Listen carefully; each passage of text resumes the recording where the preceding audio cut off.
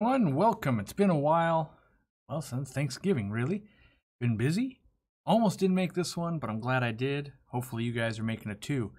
Didn't have time to put a top together, so we're just going to do the general Q&A. And, I'm going to start with some of the stuff I see. So if you got here early, which I wasn't here that early, I was only here about 20 minutes early, but you can ask questions and I'll answer them ahead of time. And then I pick some out to start talking about.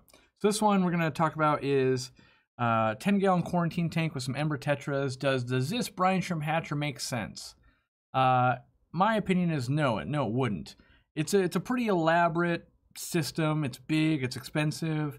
If you have a few tanks, maybe it's justifiable. If you're that person that I want the best equipment and I want to be ready forever, sure. But you could honestly get like a drinking glass and just buy some eggs and some salt, and you could get enough to feed very few fish like that if you just had a few babies or you're just trying to get a little bit of extra bulk through your quarantine, that kind of stuff. Though I will say, there is a benefit for some people. Not myself, because I don't do it, but some people. When you have that big hatcher, you could hatch out a lot of brine shrimp, and then someone like Greg Sage, who is a breeder I like, what he'll do is all the extra brine he doesn't feed out that day, he actually puts into ice cube trays. And so he's making his own baby brine frozen cubes, basically. And you could get some of those really tiny ones if you only had small tanks. And so that's one way you could like hatch out once a month or something like that. And it's still going to be super fresh, the quality and all of that. But it would be hard for me to sit here and justify, like, I have a quarantine tank. Does it make sense? I don't think it does. But if you're going, down the rabbit hole of fish, sure. So there's always the products exist for certain people or certain places in the hobby, and I just feel like if you're not really into it, the big Brine Shrimp Hatchery doesn't make a whole lot of sense. That's also why our eggs are in a $20 container, because most people don't need that $60, $70 pound of eggs that lasts them way too long. If you're an average hobbyist with 4 or 5 tanks, that $20 thing of brine shrimp eggs is going to last you probably a year or close to it or something like that. So, yeah. Unless they're all giant tanks, but you wouldn't need baby brine anyway. I'm using ADA soil in a new tank I'm setting up, but I want to use harder water fish. Can I just compensate with something like crushed shell? You can do that. You can, add equilibrium. You can use crushed coral. You can do these things to combat it, but, my question would be, why do you want to do that? It's probably like, well, I want a great planted aquarium. You can definitely achieve that without using ADA soil. Maybe the tank is really large, like if you had an 800-gallon tank and it already had the soil and it was a pain to change out, maybe then. But I think just using a different substrate, you're going to get way better results than fighting it and yo-yoing it all the time. We have a new member from Frank Villarreal? Good. Trying to get to 2,000 members by the end of the year, but I keep running out of time to live stream, so with that, if I don't live stream, we don't give very many members. But I appreciate the ones I have, and we've got some cool content coming up, so don't miss out. Does Fritz water conditioner absorb liquid ferts? I use Prime and usually wait a day before dosing. No. So not only is it just Fritz, but let's say Prime, let's say Ultimate, let's say API, Stress Coat. I have never seen it where dosing the same day as a dechlorinator has been a problem for aquatic fertilizers in my plants. That includes other ones I've used, not even just the Aquarium Co-Op one. I can't speak to everyone, obviously, but mostly I've only ever used my own DIY ferts, Easy Green, or Seachem products. So.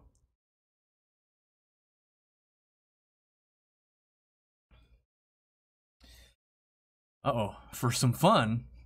Oh, fin and tail rot. I see. Fun and tail. Fin and tail rot. Do you recommend using salt instead of chemicals? Honestly, if I could use whatever I want to treat fish, I always want to use salt first. Because what I like about salt is it will treat other things that you can't see or you haven't noticed yet. And so a lot of times you have fin rot going on, you might have other little body abrasions you don't see, like if fish were fighting, or maybe there's a mouth fungus, maybe the fish got shipped to you. And in general, salt will attack kind of all of that stuff. Now, with live plants, that becomes hard, or snails a little bit. But that's why salt got such a following over so many years, was because it would cure so many things. And before the hobby turned into a planted tank hobby in the last, let's say, 25 years, it existed before, but it's really come on in the last 25 years. Salt was just used all over the place because it was kind of a miracle. So I really do like it. I'll use it in conjunction with meds sometimes.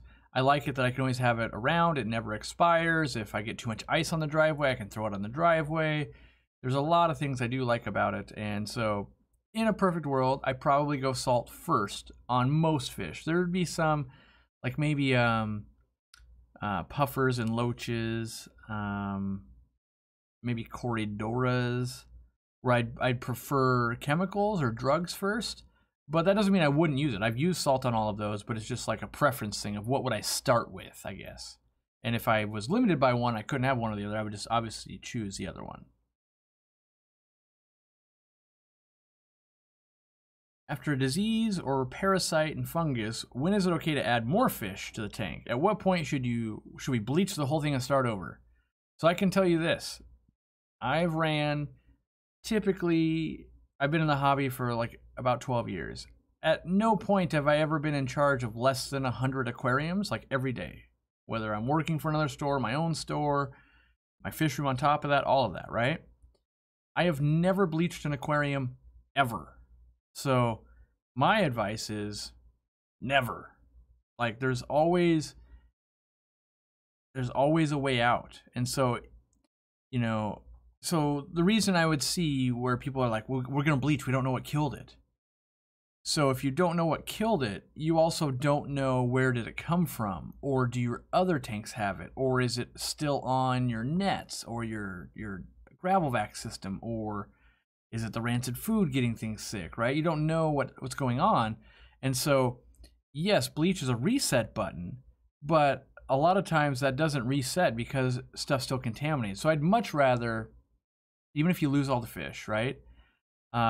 I would still go, okay, well, let's really up the salt level. Let's use some meds. Let's do something. Let's get some more fish in there, see if they're doing okay, and try to actually work through it so I can learn. My goal is always to learn and hopefully not repeat it, and be able to avoid it in the future. Where I feel like when people just start over, imagine you're trying to build a house and you start building the foundation and you screw up. All right, well, let's demo the whole thing and start over. Okay, so this time you did it and you got the foundation. Well, now you screwed up on the flooring. All right, so now we demo it all and we start over and you get the foundation going. The flooring was good, but then you find out, oh, I forgot to lay all the plumbing work and all of that. Okay, demo it, start over. Like, that doesn't make sense. Instead, maybe you go, okay, well, we got at least to the point where we got the plumbing work in, and we got the foundation in, and now we can start putting walls up. If you screw up the walls, yeah, you can knock the walls back down. You can start from the foundation again. And that's kind of what an aquarium is. Like, the foundation is, you've got some substrate, you've got water, you've got a filter, you've got a light. That's that foundation. Barring that you've really messed that up, like, oh, the tank's cracked, it's unlevel, way too far, the filter's terrible, it's leaking, or there's stray voltage. But barring that foundation, everything after that, you can kind of work your way through. And that's what I recommend. You'll learn a whole bunch, and you won't replicate that problem often. And I watch people that, well, every time something dies, they sterilize the whole tank. They kill more fish than like anyone I know, because they don't learn on how to prevent that. They just go, oh, fish died? Well, let's do the thing. That's what they know. So I'm not a big fan of that. Oh, we got a super chat. Forgot I left those on today. So put out the preference there, or not preface, not preference, preface. I may not get to every super chat, so please don't get angry if I don't get to one. I'm not here to just like answer questions for money. It's to put on a show and do all of that. So if you ask great questions, whether it's in the chat and I see it, or it's a super chat, I will answer it. I tend to skip a lot of like just thank you type of stuff. Mostly just keep the conversation going. So Abigail says, I'm new to the hobby and I just got new sponge filters from your website and I learned a lot. Thank you for everything. Oh, dang, I got tricked. See, I thought it was going to be like a question, like I'm new. What do I want to know? Good, you got it. You know, that's part of that foundation we were just talking about. Sponge filters can't really go wrong. They don't have that straight current. That's another reason that, you know, seldom talked about that I like. They just don't really have moving parts, so they work for a long time. I like it. Where do you find research papers on aquarium stuff? Typically what I have to do is I have to Google what I'm trying to find. So let's say you want to research on a fish. And let's say like a yellow rainbow. You Google yellow rainbow, then you find out what the scientific name, and it's going to be axolotli, right? So then you take that Latin scientific name and you Google that with what you're trying to learn. So maybe you're trying to learn water temperatures, right? And so you Google that and you put in like research paper, research, that kind of stuff. That's coming up short. Then you go, okay, well, I got to think like a researcher here. Probably no one's researching axolotli rainbow fish in the aquarium, like paid studies. But there may be paid studies into like the actual wild environment of it. So then you can go, okay, well, where do these come from? What river or what lake do they come from? And start Googling that in research. And then you might find that there's actually a study on a different fish in that lake or river. But they say like, oh, what cohabitates there? And it's like, oh, yellow axolotli plus empire gudgeons. And the paper's on empire gudgeons. But all the water parameters are going to be the same because they cohabitate. All the vegetation will be the same, right? You'll just be missing out on things like breeding behaviors, any seasonality weird stuff about it.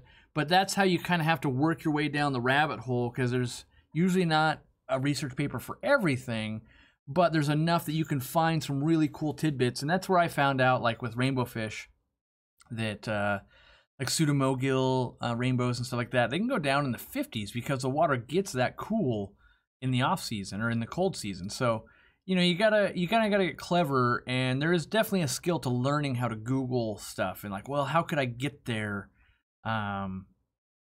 without using the words that I'm trying to use, right? Because obviously those are coming up blank. So it's an acquired skill set to learn, and you'll find a couple.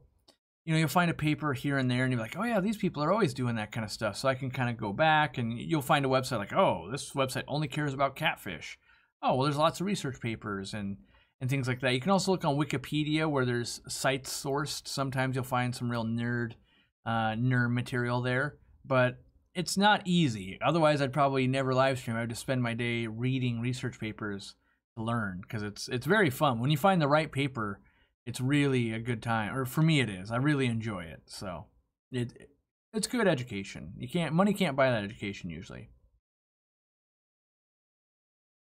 Freshwater refugium, why isn't it a thing? Mostly because we can grow plants in the aquarium, and we can do... No, that's the reason. Like a refugium, typically, you would use it in a saltwater tank to grow macroalgae and do deep sand beds. Deep sand beds export the nutrients, aka let's export nitrogen, right? And macroalgae do that too. So you've got kind of basically like a plant and a deep sand bed taking out nitrates. Well, in our aquariums, like this aquarium, we can just have plants in there that are doing that for us. We have a deep sand bed in there that are already doing that for us. And then in general, changing water, fresh water, is cheaper and easier than salt water is. So it's not that it can't be done, and it's not that people don't do it. It's not nearly as popular because people like to take the easy way, myself included. I would rather just grow plants in the aquarium and like to look at them. How many dwarf frogs in a 20 high can I leave with fish? This is for sure going to get the dwarf frog police on me. In my opinion, they can live with fish if they're not super boisterous. I like to put them in with like guppies because they can snack on some of the guppy fry, do some population control. Guppies have kind of smaller mouths, so they'll eat bloodworms and stuff, but those are big and bulky, and so it takes them a long time to eat those. So they'll fall past the guppies, and the frogs can get a lot of them. And then since the guppies are kind of plant safe and everything, you can get enough plant structure so the frogs can rest up at the water level if they want. And so, yes, it can be done. How many in a 20 high? Probably more than you need to keep. You know, if you keep 4 to 6 of them in there, you'll probably be really happy. And I don't know that that's an animal that you get more benefit of. Like, I got 26 of them. Like, yeah, okay, that's a lot. But they don't really school around or interact with each other that much outside of breeding. So I feel like, you know, enough so you always see them, and, you know, maybe you got a few named ones, but yeah, I think that does it. We have some new members, or some re-upping members, Ben Finger and Rocco in Texas. Advice on quarantining, more frog stuff. Quarantining African dwarf frogs, can I and should I use the med trio? I gotta be honest, this is an area I'm weak in. I have used meds in tanks with dwarf frogs, but I have not extensively tested like the med trio with dwarf frogs. Being that they are a reptile, they can act adversely, differently, and I'm just not super well versed. So I know that doesn't really answer your question well. I would say, should you? I can't say should. Can you? You could, but I would be, you know, leery about it. Like I wouldn't, you know, if you have a fungal infection going on, like you're gonna have to do something to treat them. But I'm not well versed in the frogs, just because I've always been a fish guy. So yes, we've raised babies, we've done that kind of stuff, but it's, you know, it's the same thing with turtles. Like I breed turtles and I do all that, but I'm not a turtle expert. I don't know what medications, like, oh, this guy recommend Kenaplex? It's deadly to turtles. Don't you know that? Like, I don't know that. So that's where I'm always, I get uncomfortable in a realm that I'm really unfamiliar with. And so just because we sell them, and they have been through meds in the store from time to time and that kind of stuff, and we have done okay. I don't know that, what is that? There's like a jet flying over. It must be close to our house. I don't know that it'll be, you know, every pH and all of that would be fine. So take it with a grain of salt.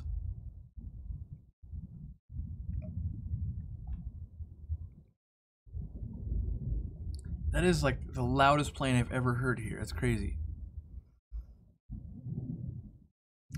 Is your med trio shrimp, snail, and plant safe? Yes. Yes. It says it in bold on the package. Yep, it is. Or not on the package, on the website. It is.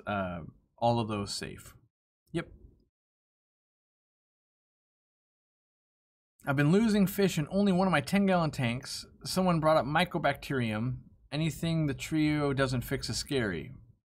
So yes, there are very many meds that, or very many diseases that we don't have cures to, or we can't get the meds to cure it, or we're not good at identifying it. And that is a scary thing. That's why I developed the trio, so that I could get as many things as I could out of the way, because there's still so many things we don't know what's going on.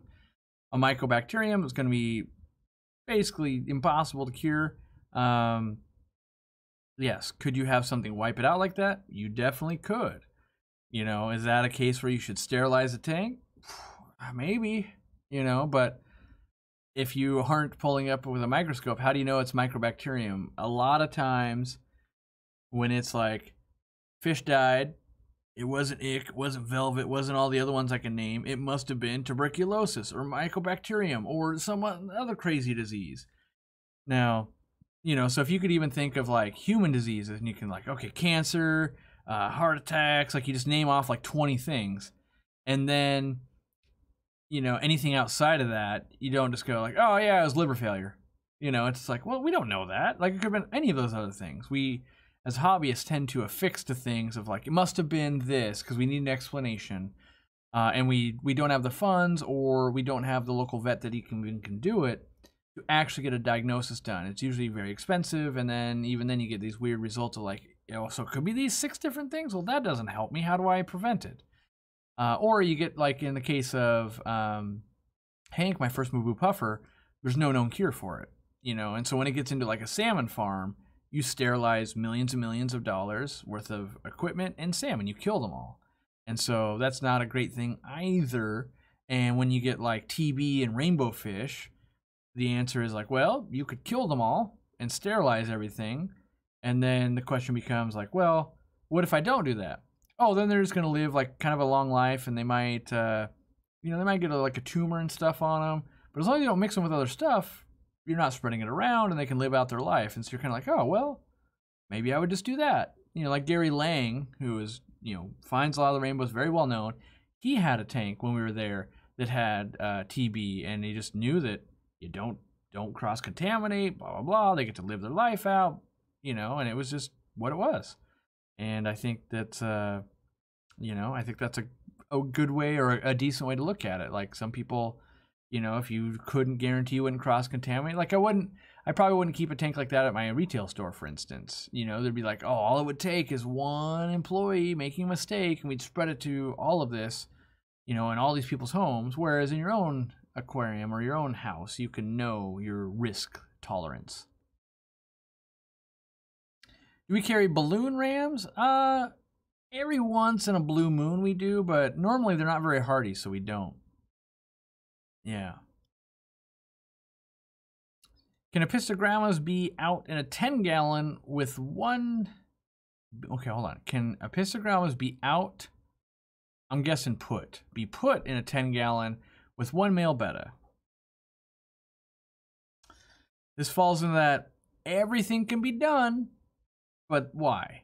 So it's like, I could see where you could get like a short-finned betta, like a betta placat, and it maybe could work out with a lot of vegetation, and then you could have some apistles on the bottom. It could be done, but you'd always be living in fear of like, but wait, what if, they start going aggro on each other? And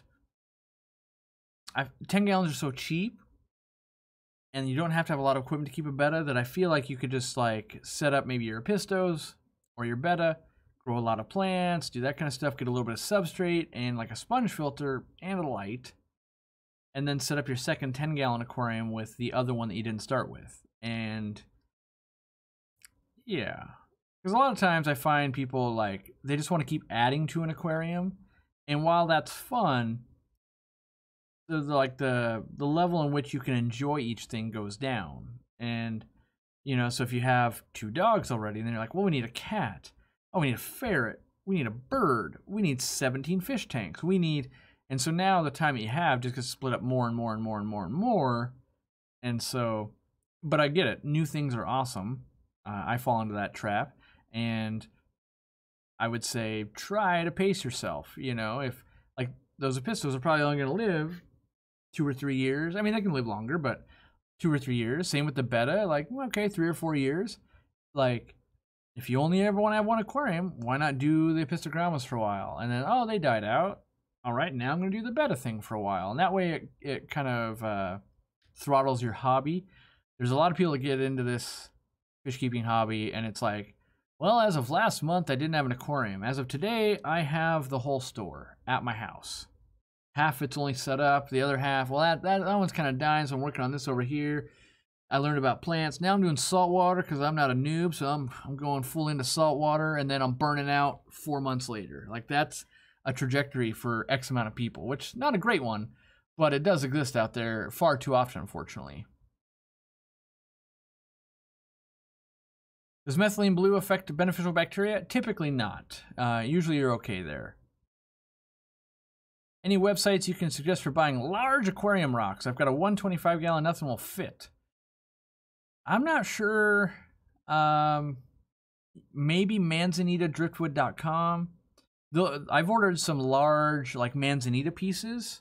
Not for the 800-gallon, but for Murphy's tank at the store. And they ship them on Greyhound bus, and they're, real expensive. But when you get to big rocks, they get to be so heavy, and they just break through packaging that they're really hard to ship. Typically, they move around by pallet. It's not even a good answer, but asking your local fish store to try and intentionally get some big ones. And even when we've done that, we need you to like prepay, because I don't want to be like, well, I brought in 10 giant rocks. And you go, I don't like to look at any of those. Like, well, now I have 10 giant rocks not that I don't know how to sell to anyone. So you kind of got to prepay sight unseen. It's not a great gig. But, you know, moving really heavy things around the country is going to cost a lot of money. So I don't know, because big rocks are relative, right? Like if you're like, well, my tank's 24 inches. I want something at least 18 inches. Like, okay, well, 18 by what? Like, if it's 18 by 10, you might get a rock there like, oh, that's 35 pounds. It's shippable, but, you know, it's going to be expensive.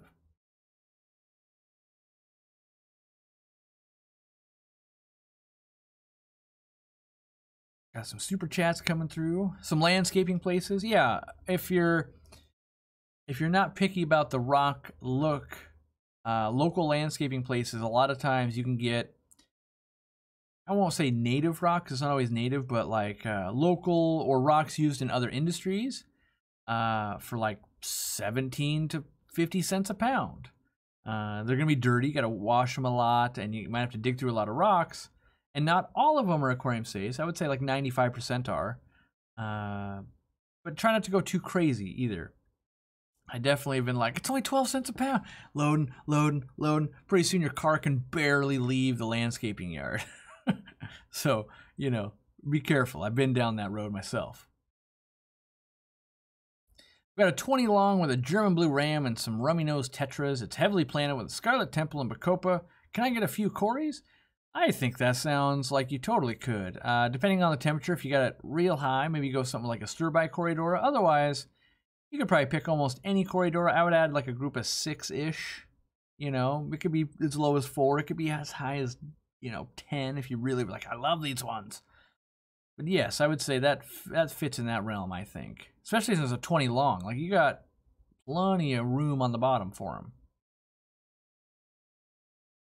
You're going to get my hat for Christmas, or you're going to get the Murphy hat or Aquarium Co-op hat? I have to wear the subscribe hat of shame. By the way, if you're not subscribed at this point, hit that subscribe button just to pay your dues. You got to hit that button. That's all. Substrate is good for Corys. Is smooth stone okay? Smooth stone's fine. Most substrates are going to be fine, honestly. The only one I don't really like would be real big, like pea gravel that you would get from like a hardware store.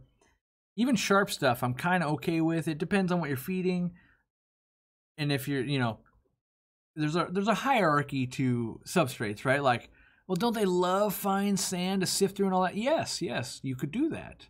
But, oh, my plants don't like that as much. Like, okay, yeah, do something in between that and coarse rock. You know, like you can find the substrate all around the world, all different types, all different mixes.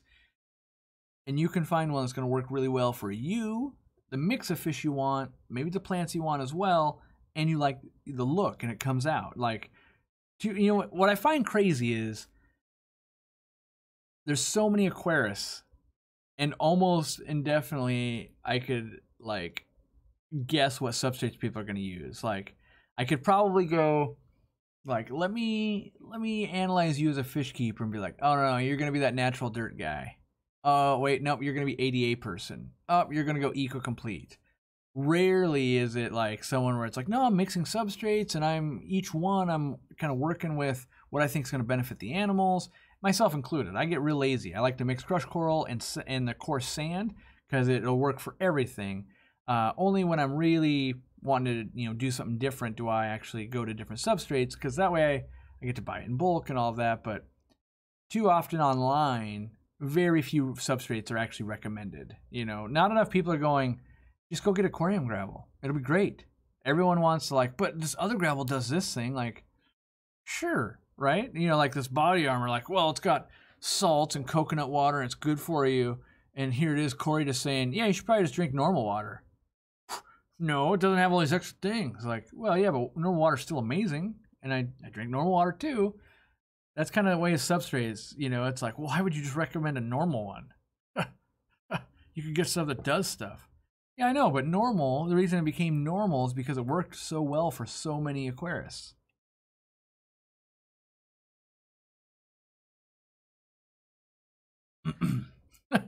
This is a funny comment. Any chance we'll see you on an episode of the Get Outdoors channel with Jimmy and Bob? I would say highly likely, considering I just camped with them this weekend. So, yes, Jimmy and Bob have a channel called Get Outdoors, and they go camping every other weekend. And I've been watching some of their videos going, oh, that looks so fun and crazy. Because they'll go way up in the mountains and camp in snow, and just they do a different spot every time. And so I decided to join that madness on the easy end. There was no snow. The next trip we're planning snow. They invited me back. Yes.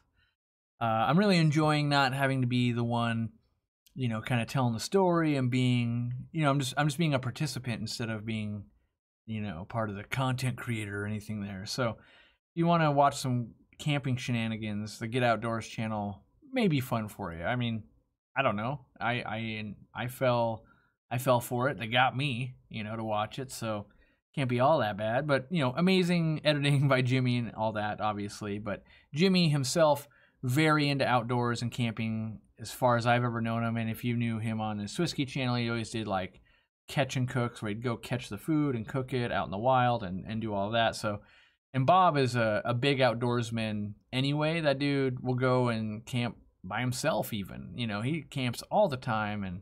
And so, yeah, I mean, I'm just the guy that's like, oh, this is sweet. You know, I'm not the outdoorsman like them by any means. Bee puffers, remove eggs from the tank or wait until they hatch. I recommend removing them. The best way I found to do it was to get your gravel vac or just the hose from your gravel vac and go across the substrate, just lifting any of the debris or any of the eggs off the top, and then you can see them in the bottom of a bucket typically around the debris. So, yeah, because once they hatch out, they usually just get murdered.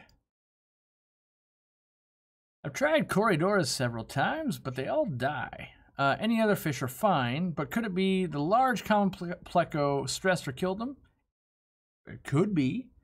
Could be competition down for that bottom space, knowing more like how big is the aquarium, how big is that fish, how much food gets down to the bottom. Sometimes Corydoras start super skinny. Well, not sometimes. I would say most times, because at wholesalers and stuff, you look at your tank, there might be 1,000 of those Corydoras, and then they drop in like, you know, like Vibrobites. They go, here's a pinch for you guys, because you don't want to overfeed. If you overfeed when you have that high a stock level, stuff can die off really fast, right? So you want to underfeed, but if it's like you're getting the last 50 out of the 1,000 of them that were there, those guys usually are pretty skinny. And so if they go into a situation in your aquarium where they're already skinny, they're competing with food with that bigger Pleco, they might just be like, oh, it's not quite strong enough to compete and thrive. Hopefully the local fish store is trying to fatten them up. I know we use live baby brine, we use frozen bloodworms and things like that. Like, it's our goal to go, okay, these fish are going to be in our care for probably a couple of weeks.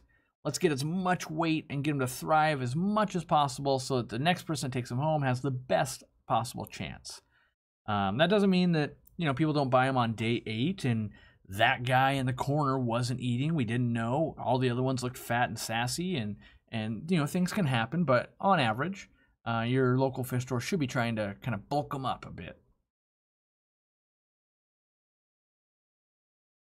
How's the 800 going? 800 gallon, actually, like, the crypts are sweet. They look really good. The crinum and stuff is doing well. But all the Val, I keep the light off except for when I stream. So, you know, light is on for, this is serious now. Light is on for 2 hours a week. Because that's when I stream. Except for last week. So, 2 hours in 2 weeks. And the crypts have been doing really well. So I'm actually, I've been really enjoying this experiment. Because I'm not sure I've ever seen cryptocorns look so good. They're like, I don't know, specimens. Like, they're amazing right now. And so there's something to that, I think. I think there's something to that. So I want to play with that some more and figure out, maybe I'll do them in totes. I don't know what I'm going to do, but they look so good.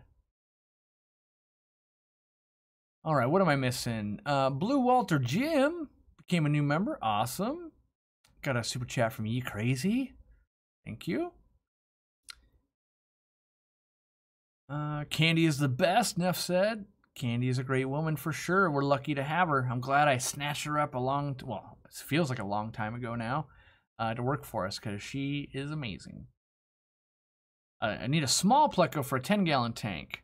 The ones that we recommend, clown Plecos. I say candy, but that was the wrong word. Clown Plecos. They get, about that 3 inches, and they're not crazy rare. They're kind of rare, but not crazy rare. And like, if you watch older videos, I used to breed Dwarf Claro Plecos. They're a bristle nose that only gets about, that big. They're pretty darn rare, and so I feel like if I just recommend that, you're gonna be like, cool, you recommended a fish I can't find. Because it took me years to get them. So I think the Clown Pleco is a good one.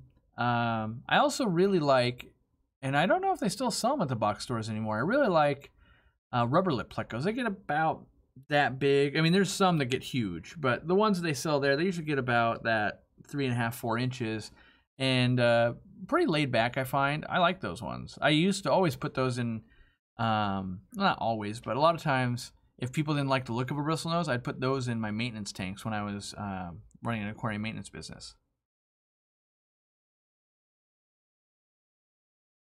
Can 12 discus, 8 rainbow fish, and 8 stir-by Corys live in a 125? It could be done. The 12 is well, this comes down to, I feel like discus purists.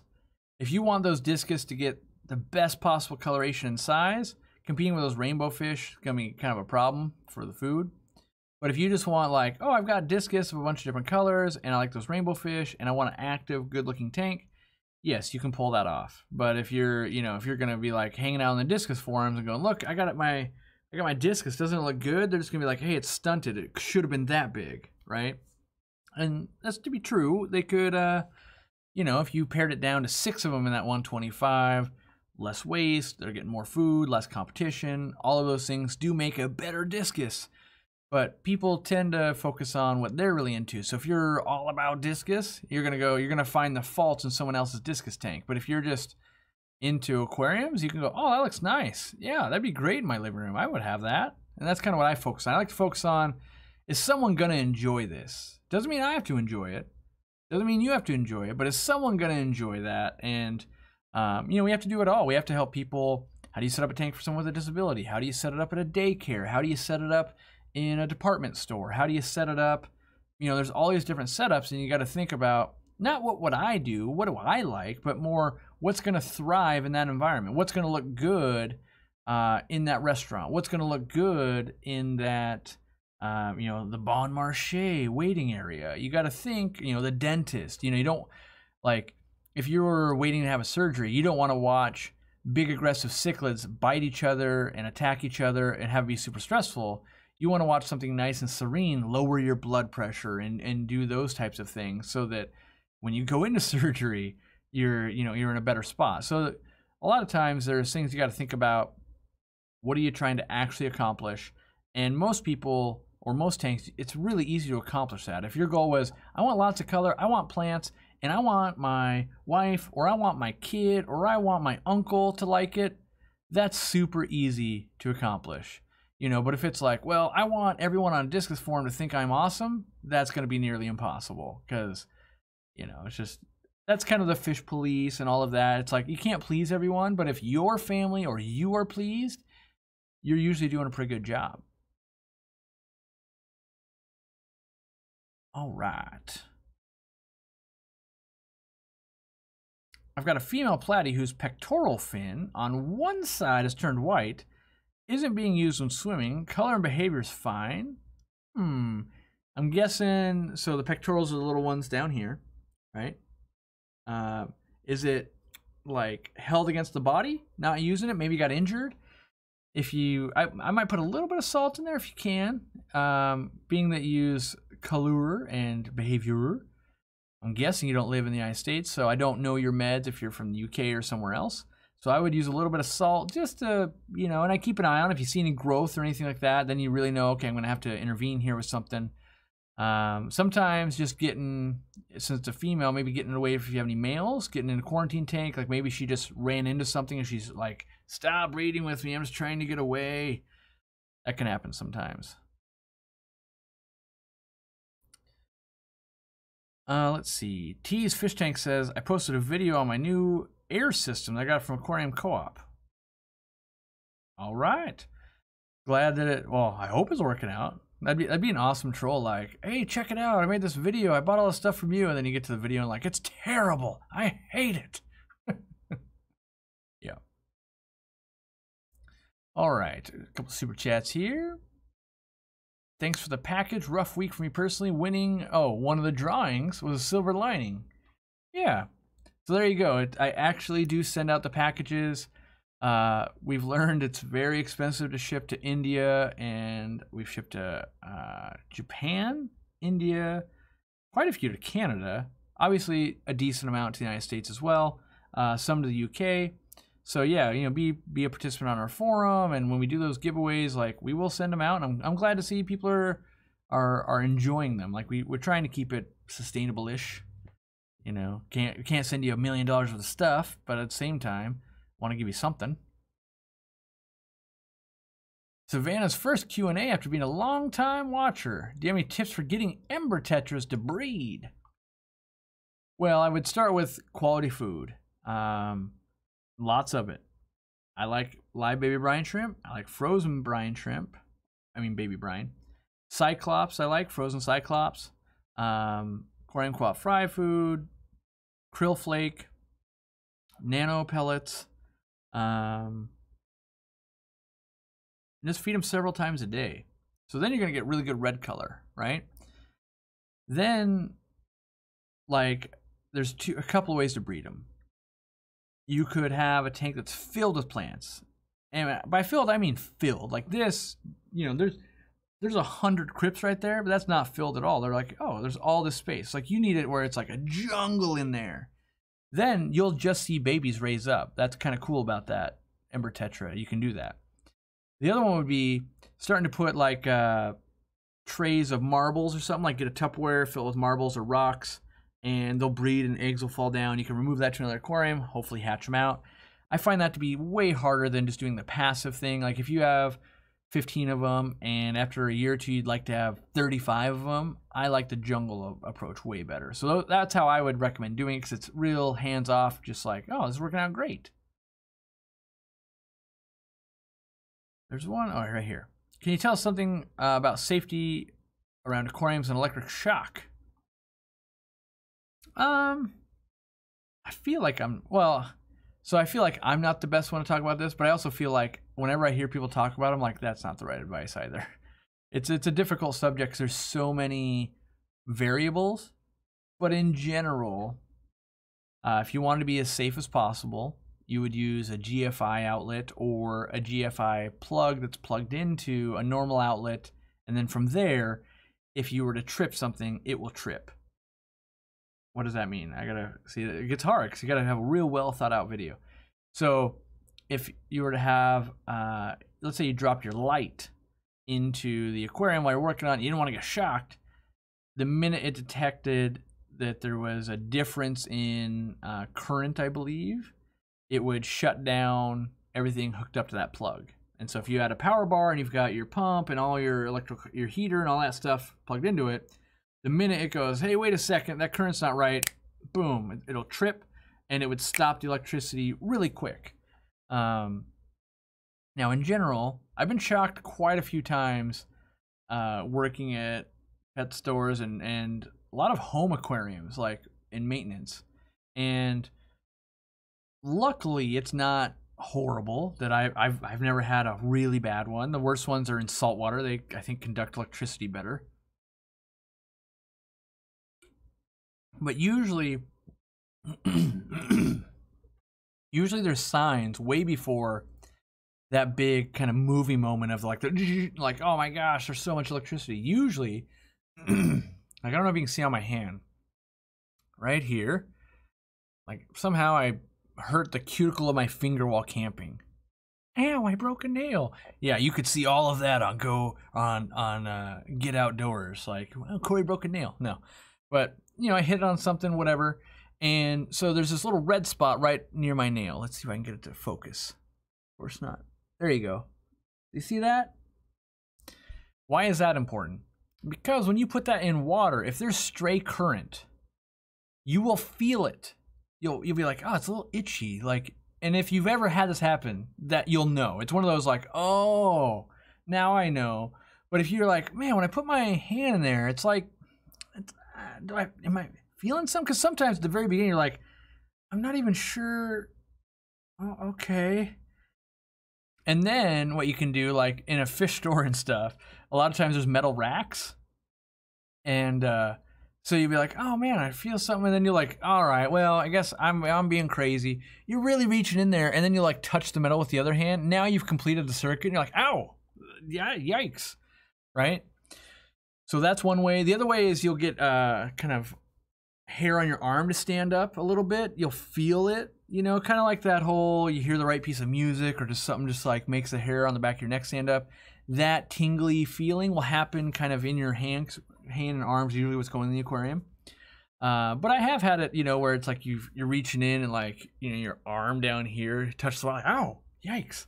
Had that happen too. But, you know, this comes down to over time, products can leak water. You know, power heads are notorious for doing that. Heaters are real common for stray currents. And it used to be a lot easier to get devices. Let me Google and see if they still have it for. I don't sell them because no one ever actually buys them, but they are a good thing to have. Let me see. Let's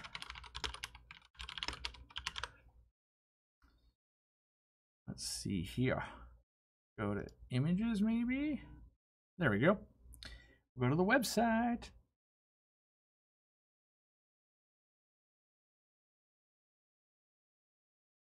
So there we go. We can now see these probes. These are all different types of probes, right? And basically, they're kind of a dummy plug-in.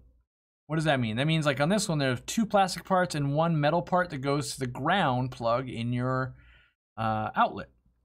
Now what this does on the other end, you've got like this loop, or you've got like this one has got this little metal thing. It looks like it's a probe, right? So I was gonna say this probe looks like a probe. Obviously, I get that. The probe part looks like what you would have on a thermometer controller or something like that. This is a good picture right here, actually. Will this one blow up for us? No, of course not.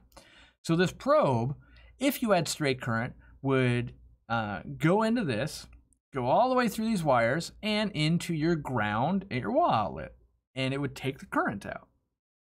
Now, that's also what happens when you stick your arm in there.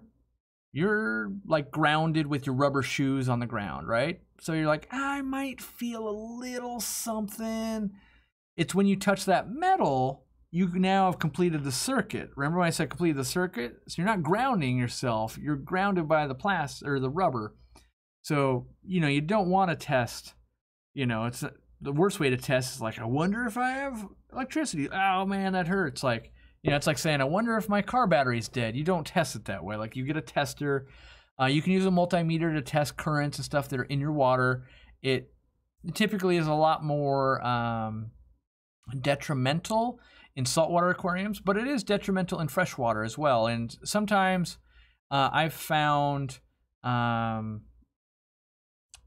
like hole in the head cases. I can link back to that where you're like, okay, we've treated for hexamida. The food's good quality. We soak the food in vitamins. We're doing all the right things, and the hole in the head is still getting worse and worse and worse and worse. And I've been able to actually diagnose it back to that stray current causes lots of stress in that aquarium. And so with that constant stress, it actually led to some hole in the head or lateral line disease. And so these are a thing that, almost never do I actually see in someone's aquarium, but they're really useful to know that they exist. And, if you had high level equipment, or not equipment, but fish and that kind of stuff, you want to be absolutely sure this is one of those ways that you could just, you could make it that little bit better.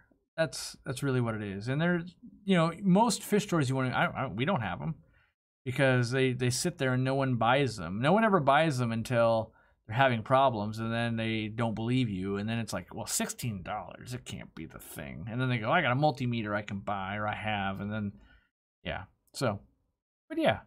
So safety around it, obviously water and electricity, not good to put together, right? And be as safe as you can. Obviously, don't stand in a bucket of water while you're doing your stuff on your aquarium.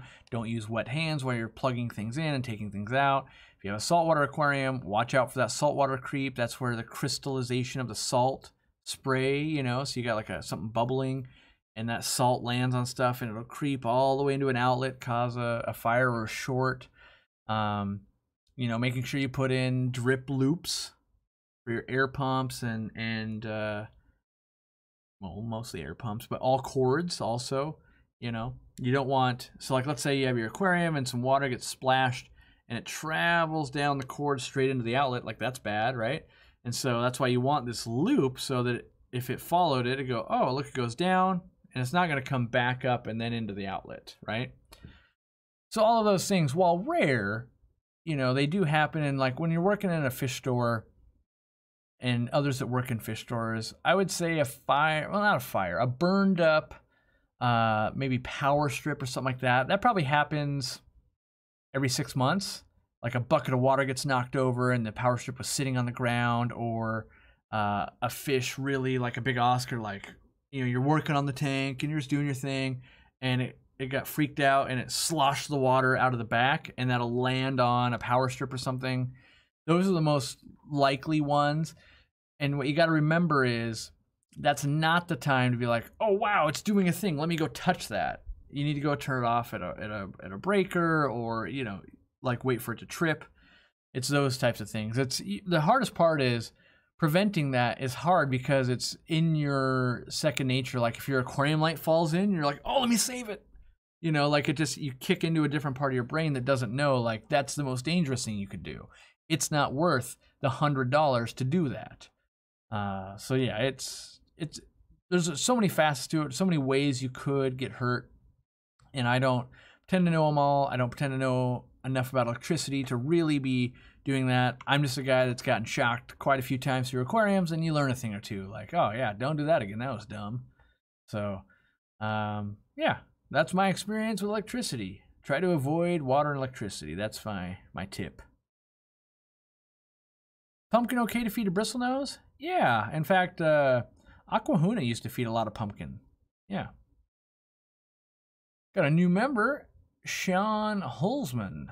Welcome. Ooh, Biscuits and Gravy Fund. I like it. Thanks, Fish Tank Barn.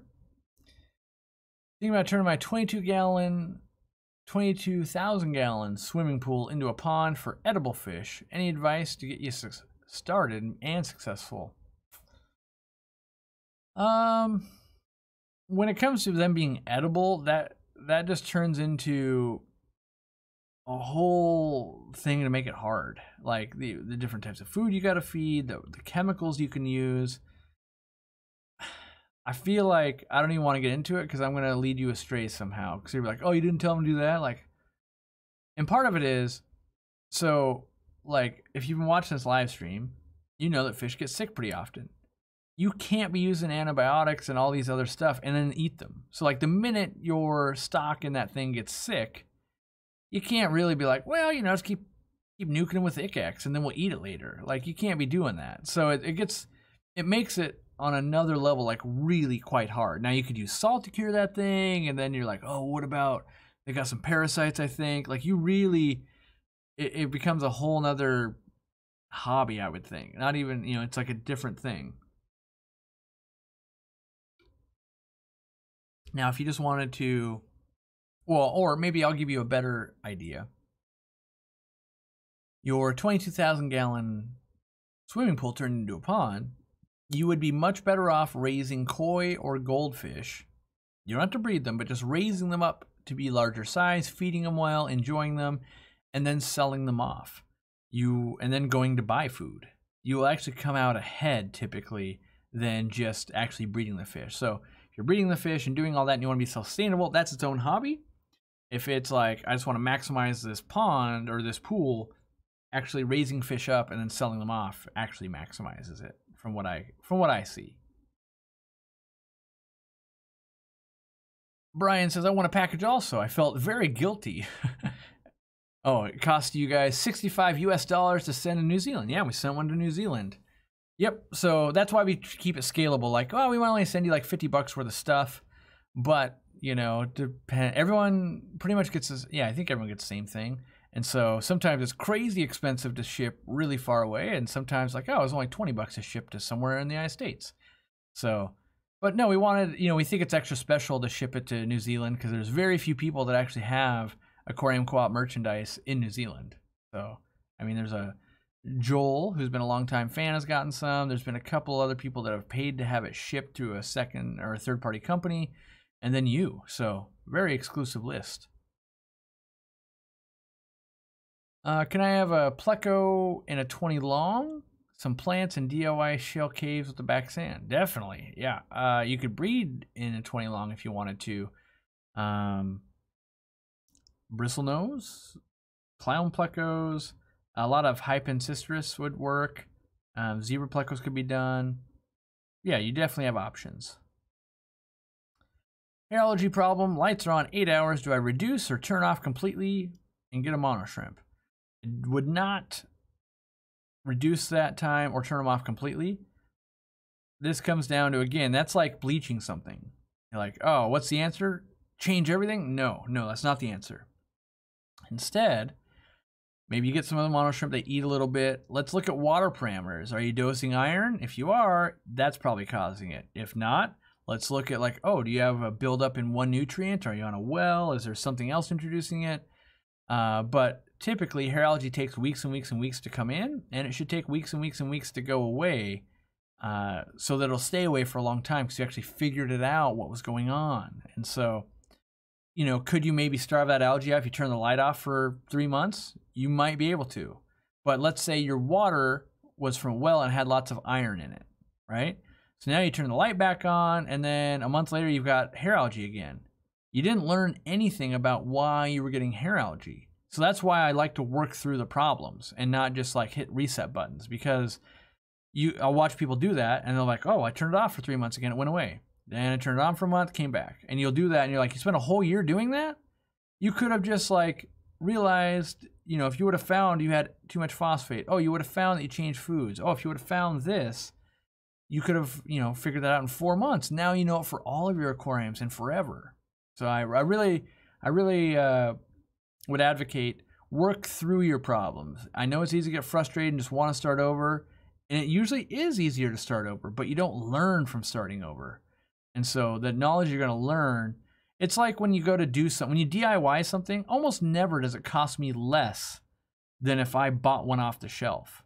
But I will have learned how to make one, and that knowledge is worth something. Plus, maybe I wasted a whole Saturday on it. So I instead of, you know, going to the movies or whatever, like that money was spent on me learning, and I value that. I put value in learning. And I hope you guys do too, because it's, you know, that's how I hope I want to be the oldest guy people know with the biggest beard. We're like, that guy, he's got a lot of wisdom. That guy's seen some fish stuff. Yeah. I put value when you see people, and you know they've seen a lot. You know, you're like, oh, that guy, he was an electrician for 80 years, huh? Probably knows a thing or two about electricity. I should talk to that guy. Yeah. Okie dokie. I'm falling behind on super chats. My apologies. Finally got my order today. USPS is super slow these days, but love you guys. Another Stingray and more on order. These lights rock. I do like the Stingrays a lot. USPS is kind of slow. That's not cool. But rest assured, if things go sideways and the plants die in shipping or something like that, we'll make it right. You could do me a big favor, though. Buy all of our stuff. It's getting towards the end of the year. The more you buy, the less we have to pay taxes on, right? We're stocked up super high because we couldn't get anything for a while, and then like a lot of stuff shipped. And now it's the worst time to have a ton of stuff in inventory. So if you're considering buying some stuff, consider buying it from us, please. Welcome, Oliver Wales, to the NERM team. Benjamin accidentally bred his orandas. Hey, that's what I did in the 800 gallon. Well, accidental and like set up good conditions and then they breed. That's usually what people do is they're like, I was taking care of my animals really well. And then they make more, right? You know, it's kind of like if you had dogs. Let's say you have a boy dog and a girl dog and you just take care of them really well and you didn't get them fixed. It's not really an accident that they got pregnant and had puppies. It's more like, all right, I took care of them, they did their thing. So that's the way I view fish too. If you take care of them right, they'll do their thing for the most part. Now I've got 6 babies in their own tank. Is your advice, what's your advice for making thick goldfish? Lots of like duckweed veggies. So if you can feed them lots of greens all the time, so they're constantly eating with like 0 chance of getting bound up. And then you feed them protein like once a day. That's what I've found to really work well. Also keeping them with like livebearers, like guppies and stuff. They'll eat all their fry, which is like great protein sources, but it's not like they have to work to catch them, right? So when I just go, oh, heavy-handed Cory's here, and he's just like, eat all of this, right? And there's a chance that I feed them way too much and they get bloated. But if they have to really chase down that guppy fry for like an hour and they get that one little guppy, that's not too much. And they chase down another one and then they're tired for the day, right? So I found that to work out really well for me.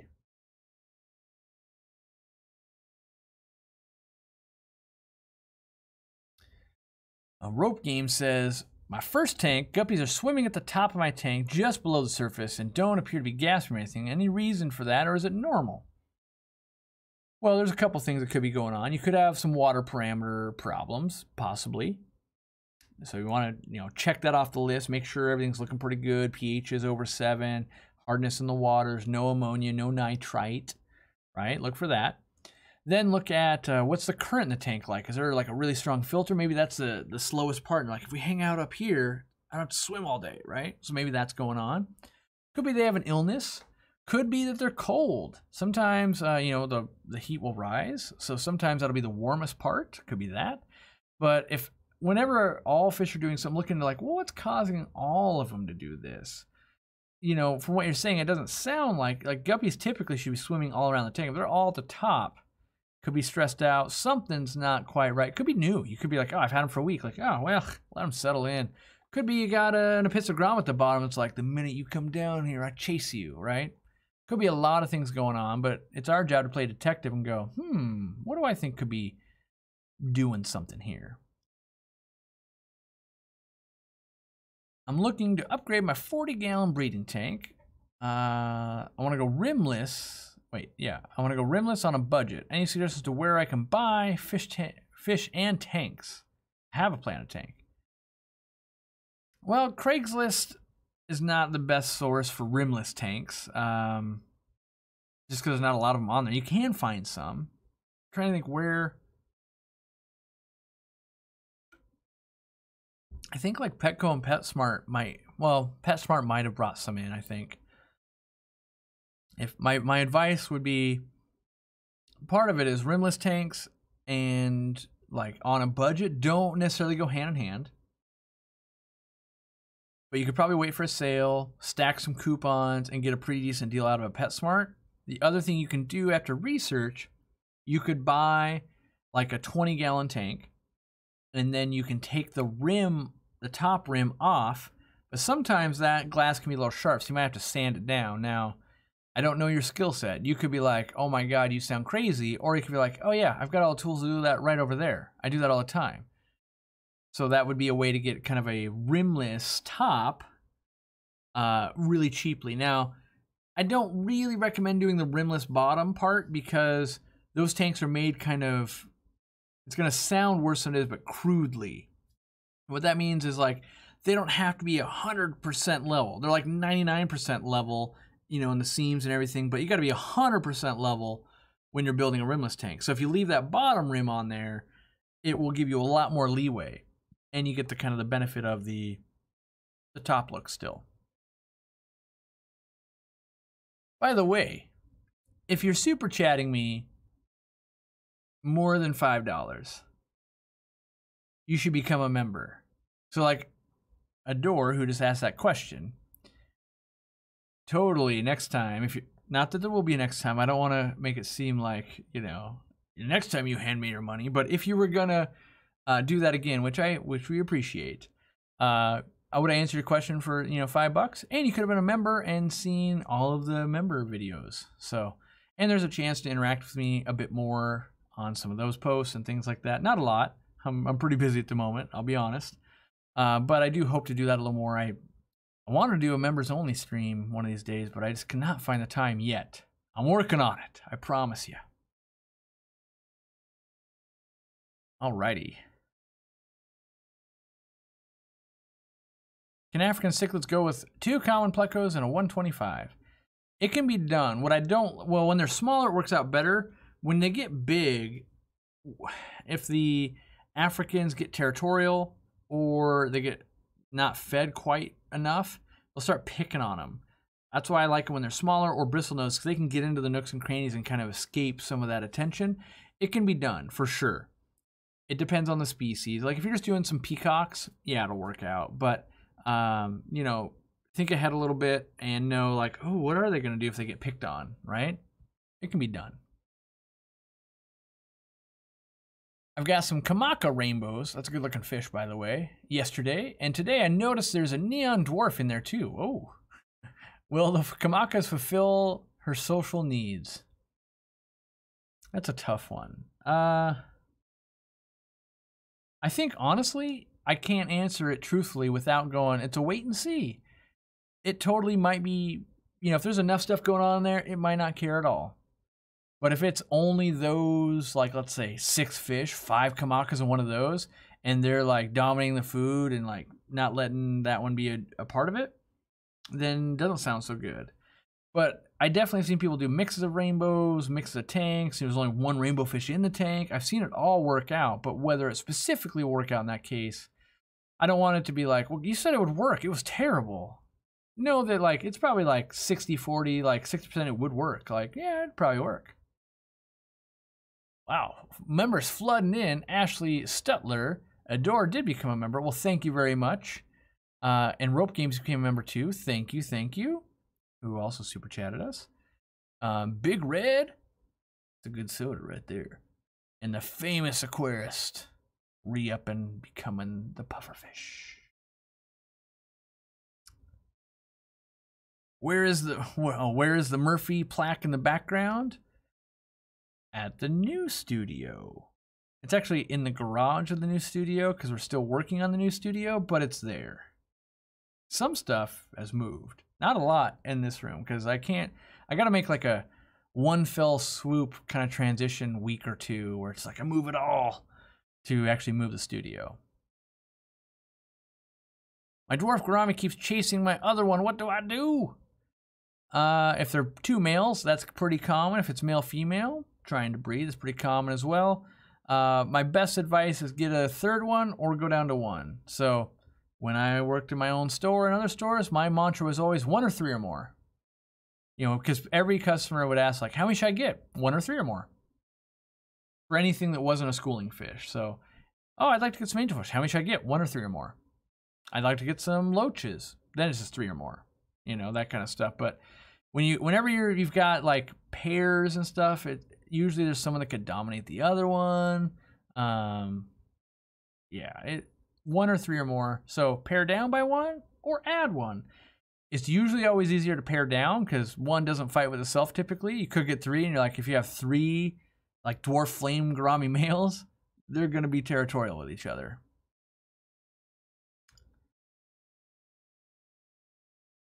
Let's say, does that sticker thing say get gup? G-U-P? I like it if it's guppies. Welcome to the new members. I've got a new CO2. Wait, that's not right. Thiel said, I am new to CO2 with planet tanks. If I run mine at night with the lights off, does it do anything bad other than waste CO2? I don't have a timer set up. Probably it will do some harm is maybe not the right word. So I get what you're saying. Like, if I don't care about wasting some of the CO2, which you shouldn't because CO2 is cheap, is that a problem? In big systems, probably not. In our kind of, like in the 800 gallon, probably wouldn't be a problem. In like, you know, anything up to 125 probably is a problem. What happens is this. When the light goes out, the plants stop using CO2. We know that. Like, oh yeah, okay. Or you know that. But, so they stop using CO2. They start using oxygen. And they start making CO2. So you have CO2 from your CO2 system. You have CO2 from all the plants. You have CO2 from some of the fish. Well, not some, all the fish, but some of the CO2 is. And you have some CO2 being made from all the bacteria.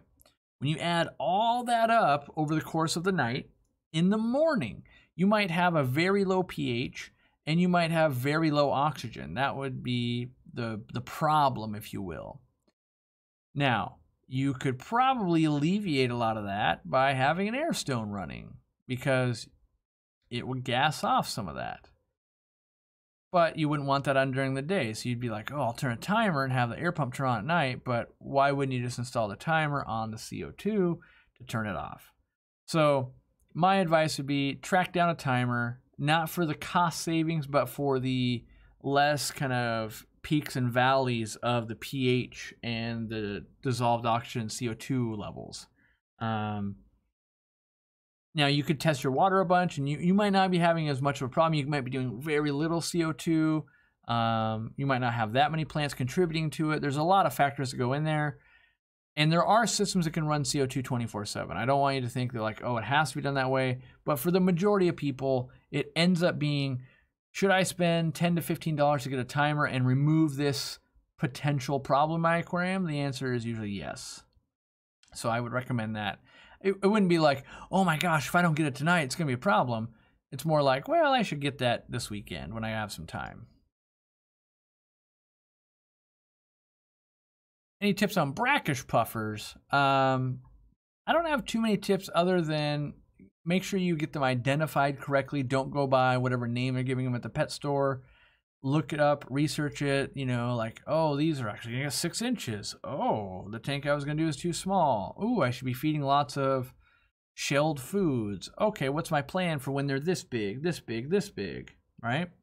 And know, okay, what level of salinity am I going to run? Know that you probably won't have too many diseases or anything with that because brackish water typically doesn't have that. Most often when you buy them at a pet store, either at the pet store or at the wholesaler, they will have been kept in fresh water. But yeah, mostly managing the amount of nutrients or minerals. And I highly recommend using marine salt, not just aquarium salt, because they want all the minerals, not so much just the salinity that's in there. And then, you know, be a good puffer owner and vary up the foods and make sure they eat a lot of shells.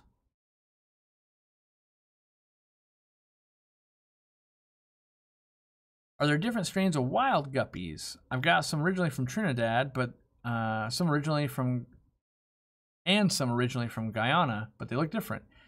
There are different guppies. There's how do I put it? Like the orange line guppy is a wild caught guppy that they found. It's very cool looking. But yes, here's what I don't know. Did they get spread and then they became a color morph, or did those guppies originate there? You know, I don't know that answer to 100%. But yes, there are basically quote unquote different wild strains, and they will have some different markings. Yeah. Ooh, an update from Sean. I meant to ask, could or should I have that Pleco in the 20 gallon with the Shelleys? I see. Trying to figure out my new tank. In general, I wouldn't do Plecostomus with shell dwellers. They're very, very territorial along the bottom. I've tried it a couple of times, and I'll be honest, I've basically killed, it's either like 2 or 3 Plecos trying to make it work. Even in big Shelly tanks, like, okay, let's try this in a 65 gallon. Still wouldn't work. What I found to work really well, though, was Malaysian trumpet snails. There's a lot of them. They pick them up, they'll throw them in the corner. It looks like they're swimming around with trumpets in their mouth. It looks great. and they eat algae, and they clean up inside the shells and everything. So that's what I do. And then you might have to scrape a little bit of algae on the glass, but they do a pretty darn good job, and they cohabitate well, and the water's already hard, so it's good for snails, and lets you feed pretty hard, which is good. Welcome new members for Emily and Arctic Dark. Ooh, what are we at? I want to see if we hit a threshold yet. Why does my computer hate me today? There we go. There we are. Loading. Oof, we're up to 1874 members. We have 126 to go until the new year. I think we could do it though. I just bought a few Corys and guppies and think pretty much no pet stores here in Iceland quarantine their fish, and meds are illegal. Are there any tips? That makes it hard. So, you know, that's like a chicken and the egg thing. If meds are all illegal, it makes it hard for a fish store to really even quarantine them. So you got guppies.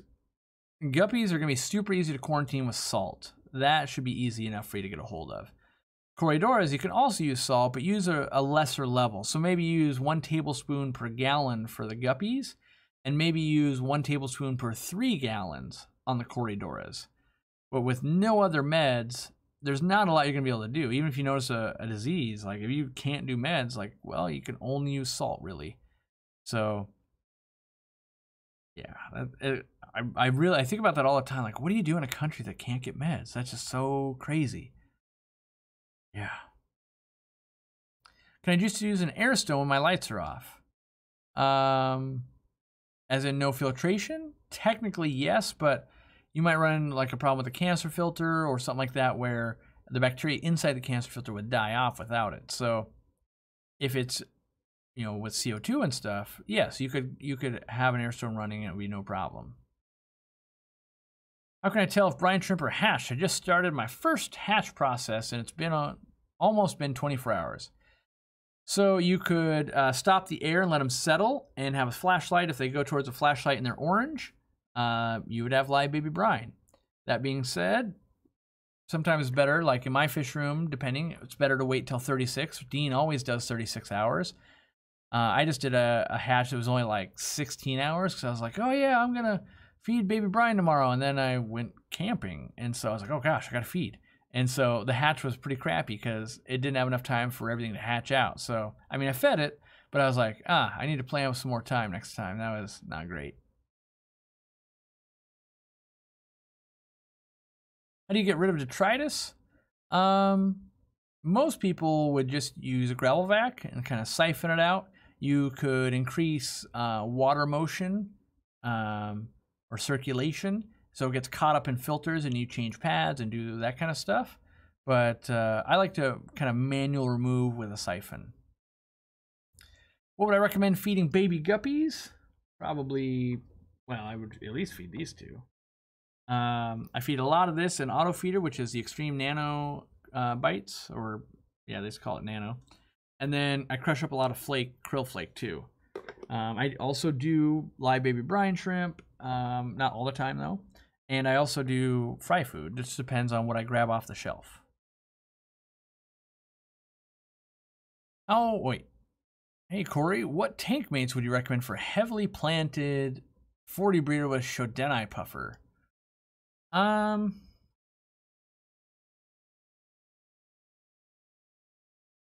would try something like black neon Tetras, something kind of quick, won't get nipped on. Like when I had them, I had no problems. But Deans are even, they're the same one that gave to Dean, but in his setups they can get a little vicious. So I would go with something that can swim decently fast. That's, you know, kind of cheap. Most Tetras would work, but I also don't want to have so many that they're like taking lots of food and that kind of stuff. Not that, you know, you shouldn't really just feed them bloodworms, mostly clams and snails and things.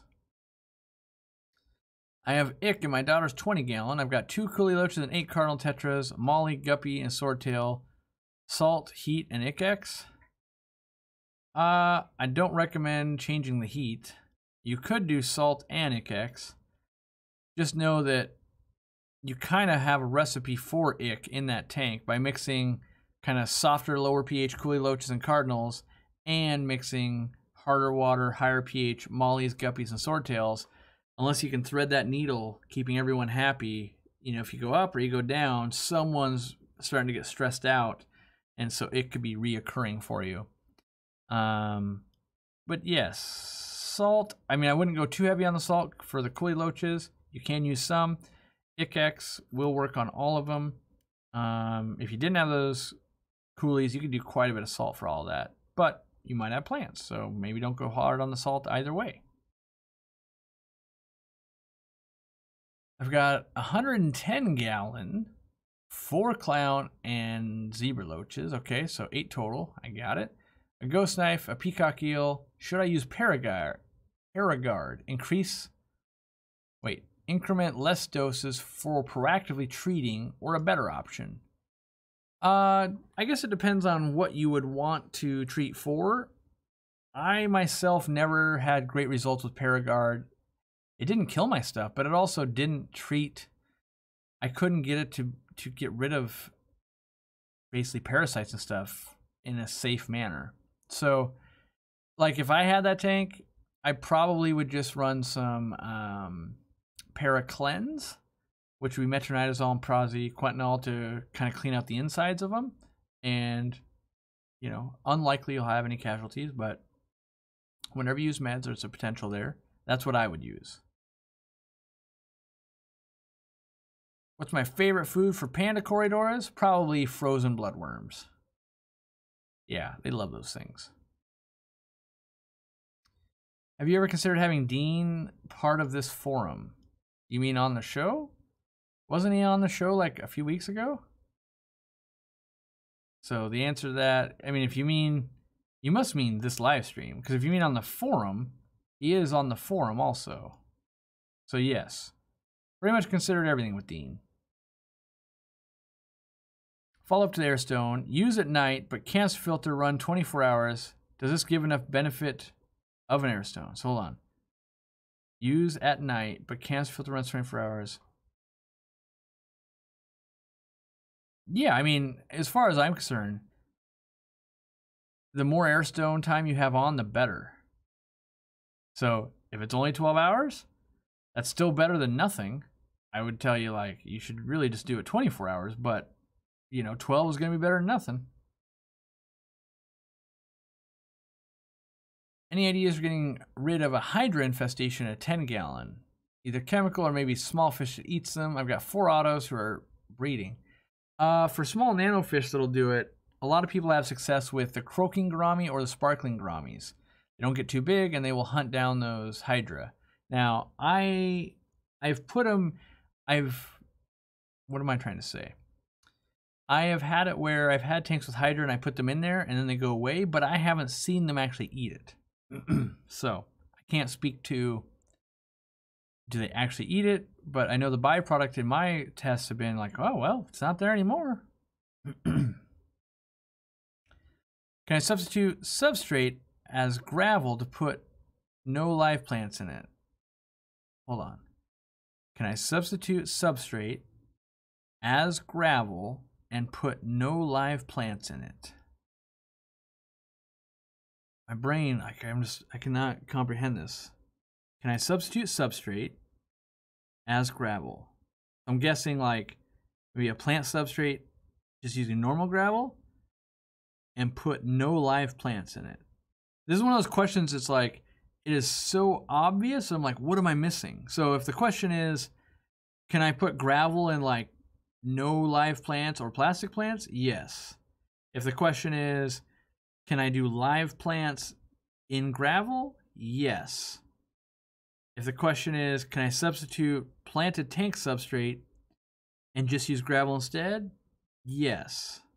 But I feel like there's something obvious I'm missing here. But I've read it like 4 times, so my brain might be mush at this point. I have a Java firm with brown and black patches on it. What do I do? Check to make sure it's getting enough nutrition in the water column. Something like Easy Green, other liquid fertilizers, It could be upgrading the amount of food you feed. Usually it's the efficiency, but without seeing some pictures, hard to know exactly. But usually that's a sign of stress and it wants more food. Make sure it's actually like attached to rock or wood and not like the rhizomes buried or anything like that. All the leaves would just die off anyway. So, you know, look into it, I would say. Where can you buy wild type guppies? Let's see here. I could show you that, I suppose. Let's bring up the old Aqua bid. I assume someone's got to have them on there. So if I was looking for, we're gonna look at livebearers right here. Wild type livebearers. What is this? Get this crap out of here. So you're on aquabid.com, and now you would look down through here. There's probably wild. Here you go, wild guppies right here. So you could get some. Looks like wild guppies, $15 with how much shipping? 15 to 35, depending if you want live guarantee or not. Here's some wild type guppies right there. Now there's probably some other listings on here.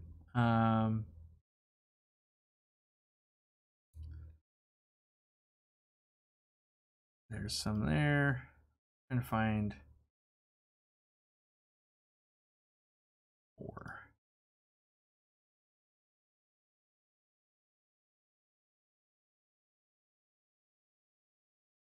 This gets weird where it's like these guppies and endlers, they start getting like, are they guppy, are they endler still? But there's a lot of variants, I suppose. They're all slightly different. And what I would tell you is, I think we already looked at that one, but when you see something like this, know that this is probably the best picture they took and the best version they have. And you might not all get it with that much coloration in it. Just know, hey, they're shipping to UK and Europe only. So yeah, just kind of take that. Yeah, so when I was kind of stuttering and my, trying to like keep composure on live stream, like, well, Passolia wingi and reticulata, it's like they've become so close. Like this right here is a guppy, right? And you see the color, it's like, okay, and the flash is hitting it. I bet you these look more dull in person. But so this is a guppy, and then you kind of come down here to, if they have any like green wing eye, like the blue star maybe, is that? See, like this here is an Endler. So I don't know. It becomes that similar thing. Yeah. I guess I'm such a livebearer nerd, and maybe this will be a good, is this Wikipedia? Let's see. Oh, well, that's not the right picture, but this is the picture right here. This is what I was looking at. Like this right here, we're getting into the point where these are all, Endlers, wing eye. We're getting so close to some of this, like looking like guppies. And for a long time, they thought Endlers and guppies were the same thing. That it's kind of morphing for me. So maybe an example, like these two guppies right here, or not, they're not guppies. These two Endlers right here, this one and this one, they've been crossed, and there's guppies, and this one right here, like these three, like a Ginga rubra guppy. Let's see if I can. You see how they start bringing on some of those colors and spots, and they did that by crossing like wild type guppies with Endlers and that kind of stuff. Look at this thing. This thing looks crazy good. That's going to be pretty impressive. But they're getting so designer now. It's like, 3 wildly offbeat guppies. So like, is this a guppy, or if I read into this article, is it actually an Endler? I actually do honestly wonder if it'll show us. Might have to be paid to read it. Yeah, these are reticulata. Yeah, but this looks like more like an Endler right here, but it could be. Yeah, Posilia picta, I've always failed with these, but I really like these guppies. Or, yeah, guppies is what I call them, livebearers. See, like this fish right here, Posilia wing-eye, and Endler, and then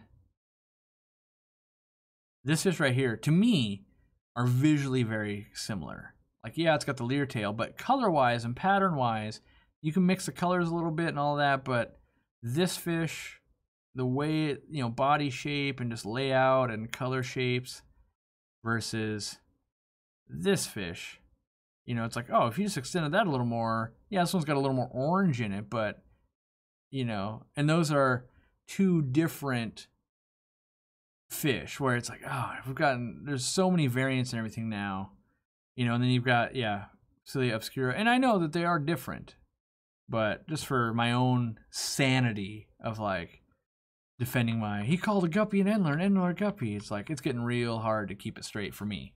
So if it's hard for me and it's my job to know, I think the average person's like, yeah, that pretty fish, I want it. That's what I do. Interesting question, though.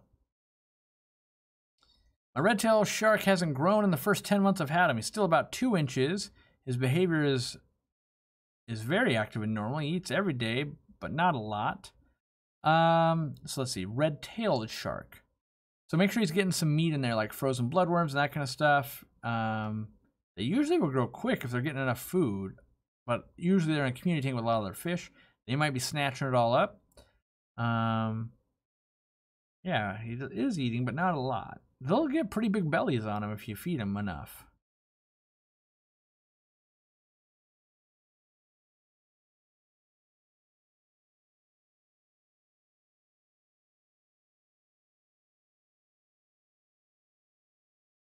I want to breed my white clouds, but I can't see any eggs in the tank.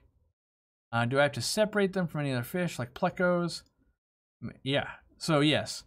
Most snails, plecos, corridoras, shrimp will eat eggs of fish. So they're probably breeding every day. But as the eggs land down there, someone's going, ooh, let me eat that snack. And so if you get them into their own tank with just them, then that kind of top-dwelling fish usually doesn't go down and eat them. They will eat them if they see them falling. But white clouds, usually you can kind of colony breed them if you got a decently planted tank. Get Dean to show us his process of raising angelfish fry? Possibly. Part of it is like Dean is a perfectionist, you may have noticed, and you ask him to do stuff like that. He's like, well, you know, we got to get this many fish going. We got to plan this many days to film. We got to do this. We got to do that. So some stuff does take a long time in the works to get going, you know, because he might be like right now he's raising a bunch of discus that he's been breeding and stuff, and a lot of rams, and so you might be like, well, he's got a lot of angelfish right now, and to show all of the process, he might go, well, we'll start that in 6 months or something, and but yeah, I'll pass it along. He likes to share, so we'll try and get it done someday. That's the good news, is we're not going anywhere, so it's only a matter of time till we've covered everything.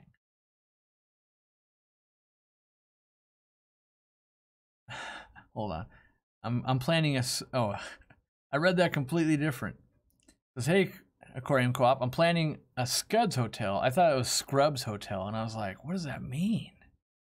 A Scuds hotel in a large planted tank with some swordtails, rummies, Corys, pest snails, and some breeding plecos. Will the Scuds serve a purpose? Yeah, they're great at cleaning. Like, they eat a lot of detritus and stuff. So, once they get going, yes. And they're a great food source. It's on my list of want to get Scuds booming at the new fish room.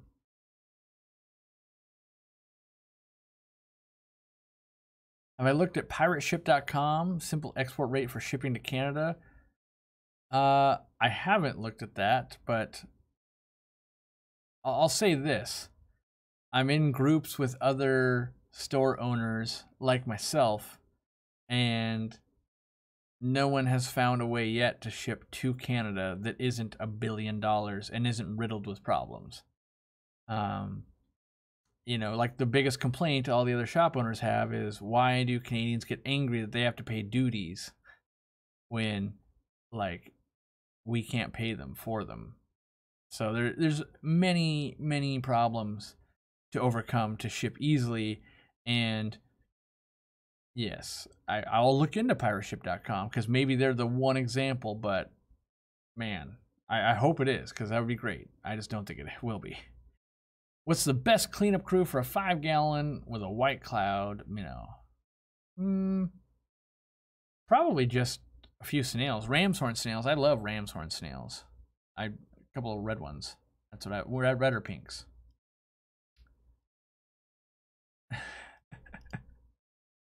Oh my gosh. Monkey Brains is on my, my laughing level. I want to talk to Samson. I was just thinking about getting a bacchiotomy the other day. Are you supposed to repost questions? You can, Starfish. The problem is I can't answer them all, so it's kind of a, you know, spin the wheel. I'll answer what I can see. So it does help if, you know, if I haven't answered it, you know, repeat it every 5-10 minutes. You know, don't spam it, obviously, because if everyone's spamming, I'll never see any of them. But yeah, and if I don't answer what you need and you need some help, you can always email our customer service, or, you know, the best option we found lately actually is our forum. It's on the website. You can post pictures. I chime in. You can tag me in it. Other people can answer. You get you know, there's a lot of smart people on that forum doing a lot of cool things. So I hang out there. What's that hashtag Scud Hero? I like it. Fritz Expel-P, good, bad, and different. I would say so far I'm indifferent. I have it over here. So I don't sell it yet because I still don't have a working dosage that works well. So there's other people that sell it. I don't know they've actually done testing, because I've done a stupid amount of testing, as I have to do with things like medications and just products. And here's what I like to tell companies and other people. I consider myself to be a reasonable aquarist. I've got a lot of aquariums to test on. I've done this rodeo a couple of times. I can't get this product to work the way it's been designed to work. So how can I sell it to people saying it's going to do a thing that I can't get it to do? Now, I get it. I might be able to sell, you know, high jumper shoes, and I can't do a high jump, but this is something I can do, and I can't get it to work. So, yeah. I think I'm indifferent because the active ingredient here does work. Like levamisol is known to work really well, but finding out the correct dosage, the amount of times to dose, the soaking time, and for me, there's going to be like one dosage that will treat Camellinus redworm. There's going to be one dosage that would treat planaria. Then there's going to be another dosage or something in between all of that that will kill or not kill snails, and then also shrimp. So I've had it where it's like, okay, I can kill the planaria, and then 17 days later, all of the snails died. That's not the right dose, because I should be able to kill the planaria, but not the snails, because I've done that in the past before. Same thing with shrimp and all of that. And so if you just follow the directions, it's not like, the directions are right here. Use 1 packet per 10 gallons of water. Perform a 25% water change, taking care to remove excreted worms and parasites after 24 hours. Repeat this cycle 1 additional time 1 week later to prevent reinfection. That doesn't address anything. Like right here, it doesn't say anything on here like, is it snail safe? Is it shrimp safe? Is it going to kill them? Isn't it? Will it do planaria? Won't it? Right? But it does say for like coral dips, you can do that. So it's, I want it to be, I want to refine it more. And I put a decent amount of time in it, and I wasn't getting to where I wanted to go, and I was getting busy, and other people wanted to sell it. So either A, you guys are going to crowdsource this and get the perfect things dialed in, and I can learn from you guys, and then once I can replicate it, I'll be able to sell it. Or B, it's going to just sit there out in kind of like weird no man's land until I really get a bad case of Camelus redworm or something. I got tons of tanks to test on. Because that was the problem. Like, so I would test this product, and I got to have lots of planaria. You guys saw that, and you were like, your tanks look terrible. And I'm like, I have to make planaria intentionally. If it kills the planaria, but then also kills the snails, that means, oh, I got to test more. But now it means I don't have snails in that tank, and I don't have planaria. So I need to test on the other tank that you had planaria in. It kills the planaria and the snails. Dang it, different dosage. But now you're all out of planaria and snails. So now you got to like build that back up for like another month and a half. Then you could try again. So it's a very labor-intensive process. Meanwhile, you got to keep showing the internet like, no, those tanks, there's planaria. They look terrible because on purpose. And for a long time, I wasn't telling you why. It was to test this med. And now I've just kind of like given up of like, I shouldn't have to figure out what the right dosages is. That's like the manufacturer's thing. But I'm really hoping someone out there will nerm out, figure it all out. I'll copy them, give them some credit, and go, hey, we sell it now. We got it all figured out. Don't worry. Blah, blah, blah. But I'm not there yet. New member from Sasha. Welcome. For how long would you continue using the same bottle of Sea-Chem Stability? Probably till I ran out. If I'm being honest, if I had a bottle of Stability sitting over there for like 5 years, I'd be like, I'm going to use it. That's because that's how I am. It's like, it's really hard for me to go, what are the odds that it's bad? Let me try it. It worked? Okay. Oh, it's not working? All right, I better go buy some more. Can you go on Aqua Huna and show us some good community fish? I could try. I haven't looked at their site in a little while, but yeah, probably. Let's see if they did the upgrade I recommended yet. I did recommend an upgrade to their website. We'll see if they did it.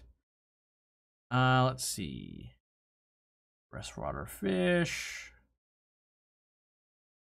Yeah, they could group these better, like community versus African versus aggressive, that kind of stuff. But let's go to all products. Ah, they did do the upgrade I wanted. Wait, maybe not. Nope, I lied. Well, maybe. I wanted it so they would sort so that, because like the #1 feedback, people were like, they're sold out of everything.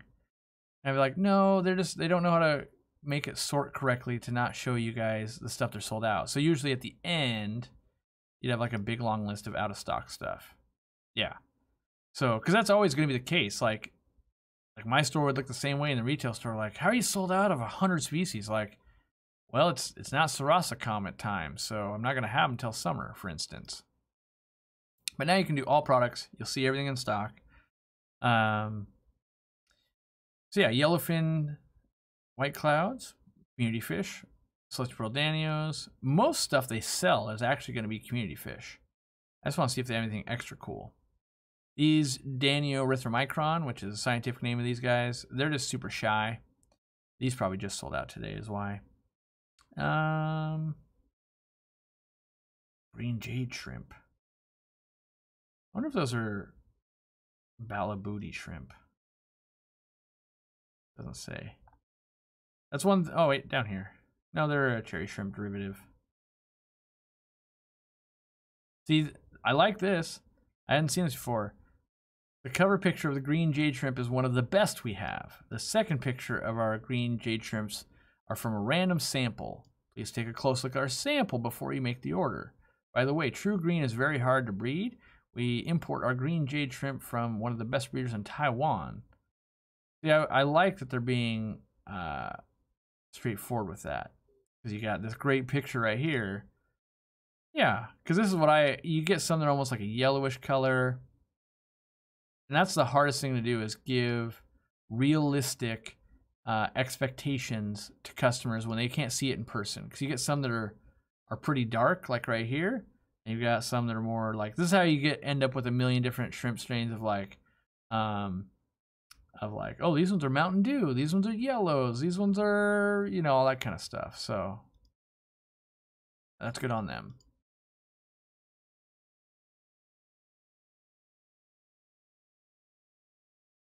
Dwarf chain loaches, not bad.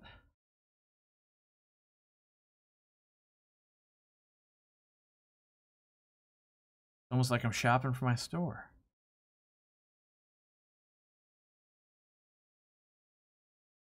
It's funny the amount of pictures that get stolen by other stores. I had to send some letters to people that had stolen our pictures. And I 100% knew it was our picture because it was a picture from our warehouse of a plant. And then I noticed on the tag the plant was misspelled. And I was like, okay, not only did they steal our picture, but by the way, at the warehouse, please spell that plant correctly so I don't look horrible on camera. These, we buy these for the store a lot. These Eclipse male guppies. They only ever sell the males though. I wish they sold the females. These are a great looking fish. This picture actually doesn't even really do them justice in my opinion. But yeah, need the females to really crank those out. It's great. It looks so good in person. Yeah, this is another fish that looks terrible in the picture. These Congo Tetras. So that's another thing you could do when you're buying fish. Don't just take the word like you're going to get this fish, but these are all juveniles, right? And they look terrible. You're just like, why would anyone buy that fish? But what if you look up Congo Tetra? You might go like, well, I would take these fish. These fish look awesome, right? So you know, like look at that. That's who wouldn't want that in their aquarium? Like they're just little rainbows of color, and they get 4 inches. Well, maybe 3.5, 3. But they're just really shiny and they look great. So you do some research when you're looking at some of this stuff, because keep in mind they're at a wholesale facility. These are the way fish would come in. That's another good point to talk about, I suppose. Like if we buy fish from them, if we bought Congo Tetras, that's how they come in. So our first step is let's feed them really well, let's bulk them up, let's get them so they start showing some of that color because they'll sell easier. So some of that work is on us too.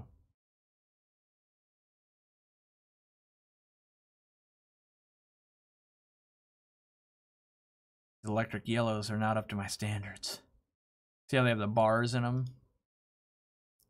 They should have nice jet black dorsals and anal fins and male. Like you can see down here, this one's got the black dorsal, but it's missing in a lot of these other fish, and they have these stripes. They're probably mutts, basically, which they're probably cheap and they'll be fine as a fish, but I'm a yellow lab snob, if you will. I mean, you get 4 for $22. That price is stupid good. So, maybe you get what you pay for on that one. But they're good. I mean, they're not good, they're cheap. Brilliant rasboras. That's a cool fish. The brilliant eye rasbora. Is it blue eye or brilliant eye?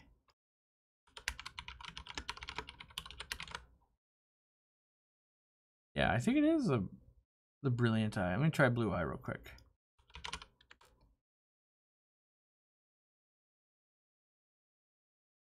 Eye spot rasbora? It might be the eye spot. Yeah, it's these ones. These emerald eye rasboras. They school super duper duper tight like rummy nose tetras do. So just know that they're kind of a cheaper, super tight schooling fish. Here you go, sparkling grammies. Get rid of that hydra with these guys. But most of the fish on here are community fish, so. Except for those silver dollars that were down there.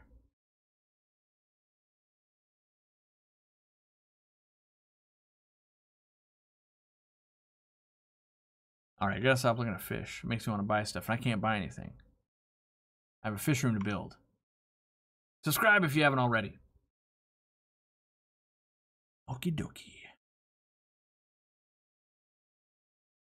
Good plants to grow a lot for a 10-gallon planted cherry shrimp breeding aquarium. I would get a lot of cryptocorns. That's what I would get. Cryptoin deadeye, super easy. Because it offers a lot of ground cover. It's kind of compact, and you can get a lot of shrimp in there. And then if you ever had fish, they got a good place to hide out. My 19 pygmy Corys are constantly hiding, even with happy, healthy Endler swimming about. Do you have any tips? Let's see, pH 7.2. that's one where usually you got to see the tank. Like, are the sides wide open? Do you have a background on the tank? Is there overhead light kind of shining in? But they should be out and about. Maybe your light's way too bright. They like dimmer light as well. Someone said, any experience breeding Daphnia intentionally? Yes, that's where I started like kind of documenting YouTube. Actually, is when I was doing that kind of stuff. See if I can find my video on it. Nope, that's a newer video. My original video on it. It's such bad quality. Yeah, right here. I made this video 6 years ago. My gosh. Gotta mute it. I gotta get past this ad. Look at that. Oh, look at the old intro. It's terrible. But this was a big, let's see if it'll show it. I never got back away far enough, maybe. It was a big 360-gallon tote, and all these specks you can see, this is all live Daphnia. And my goal was to raise tons of Daphnia, and I was raising insane amounts of Daphnia inside. Let's see if I can get you some better like pictures of stuff. Yeah, I was able to harvest like pounds of it when I was getting it going.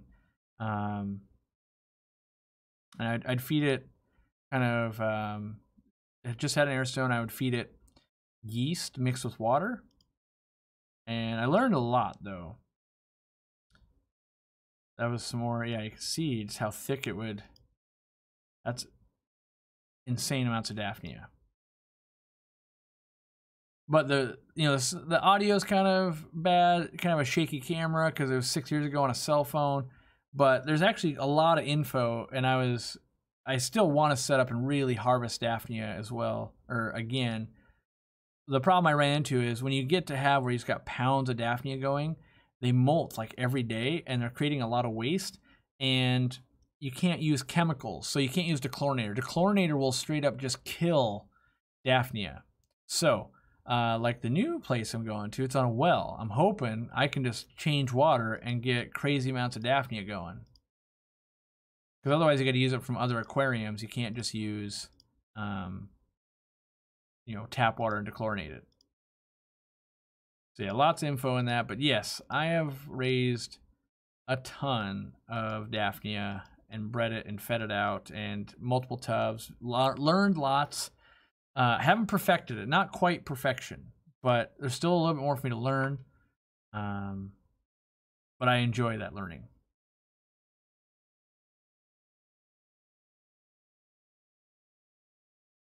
Why do I keep white YouTube? Well, one, that's a different browser that I use specifically to just show you guys online. And two, I actually prefer non-dark mode stuff. I already have to sit in dark fish rooms and stuff all day long. I need like lighter color in my life. How do you breed blackfin pearl killifish? I don't know. I'd have to Google. They might be a peat spawner. That's right. We're watching a video or watching a stream of Cory watching videos of himself. I actually should do that more often, because a lot of times there's updates of like, oh, I learned this. We actually left that out of the video at the time. We couldn't film that. Yeah, it's actually very popular content when people watch or do that kind of stuff. But I keep thinking like, just make new stuff. What's my opinion on the frequency of livebearers containing internal parasites, primarily nematodes such as Camellinus? Do you think white stringy poop equals internal parasite? Yes. At least in America. I consider every fish to have internal parasites. It's just the way wholesale distribution works, and so few treatments are ever done. At least from our store perspective, pretty much everything comes in dirty. I'm having experience with saltwater. I just made the switch from high-tech planet to a reef, and I'm having so much fun. I have. I've run saltwater tanks, reef tanks, that kind of stuff. I had a few in my own possession to really kind of nerd out on some of that stuff, but mostly it was when I ran the aquarium maintenance business and I was being paid to upkeep other people's stuff because I don't enjoy mixing salt water, and mostly I can do everything I want to do in freshwater instead, even pufferfish, all that kind of stuff. I mean, there's a few like I kind of want to do the boxfish, and I'd like to breed some Bangai cardinals. There's a few things I still wouldn't mind doing someday, but I'm not in a rush. Do camellinus worms need substrate to survive? No. Yep. If they do, will my fish still be infected in a bare bottom tank? Yes. Like no wholesaler runs any substrate and it spreads like wildfire. Have I been able to stick to my training program? Yes, I worked out today. In fact, I got a new GoPro that we were doing some filming with, and I tested a new time-lapse mode. I was thinking about putting the time-lapse as a member-only video. Not that anyone wants to see it, but I was just trying to see how does the time-lapse work with the new technology to see what would work well for fish and some other stuff we're doing.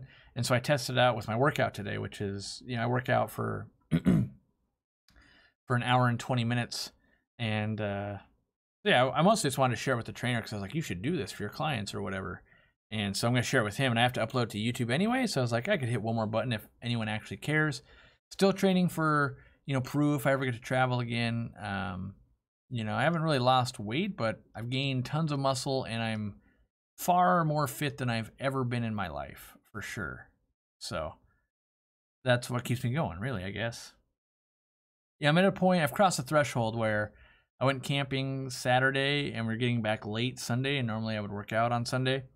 And I scheduled it for Monday and went anyway. So staying to it, not like finding excuses to not do it.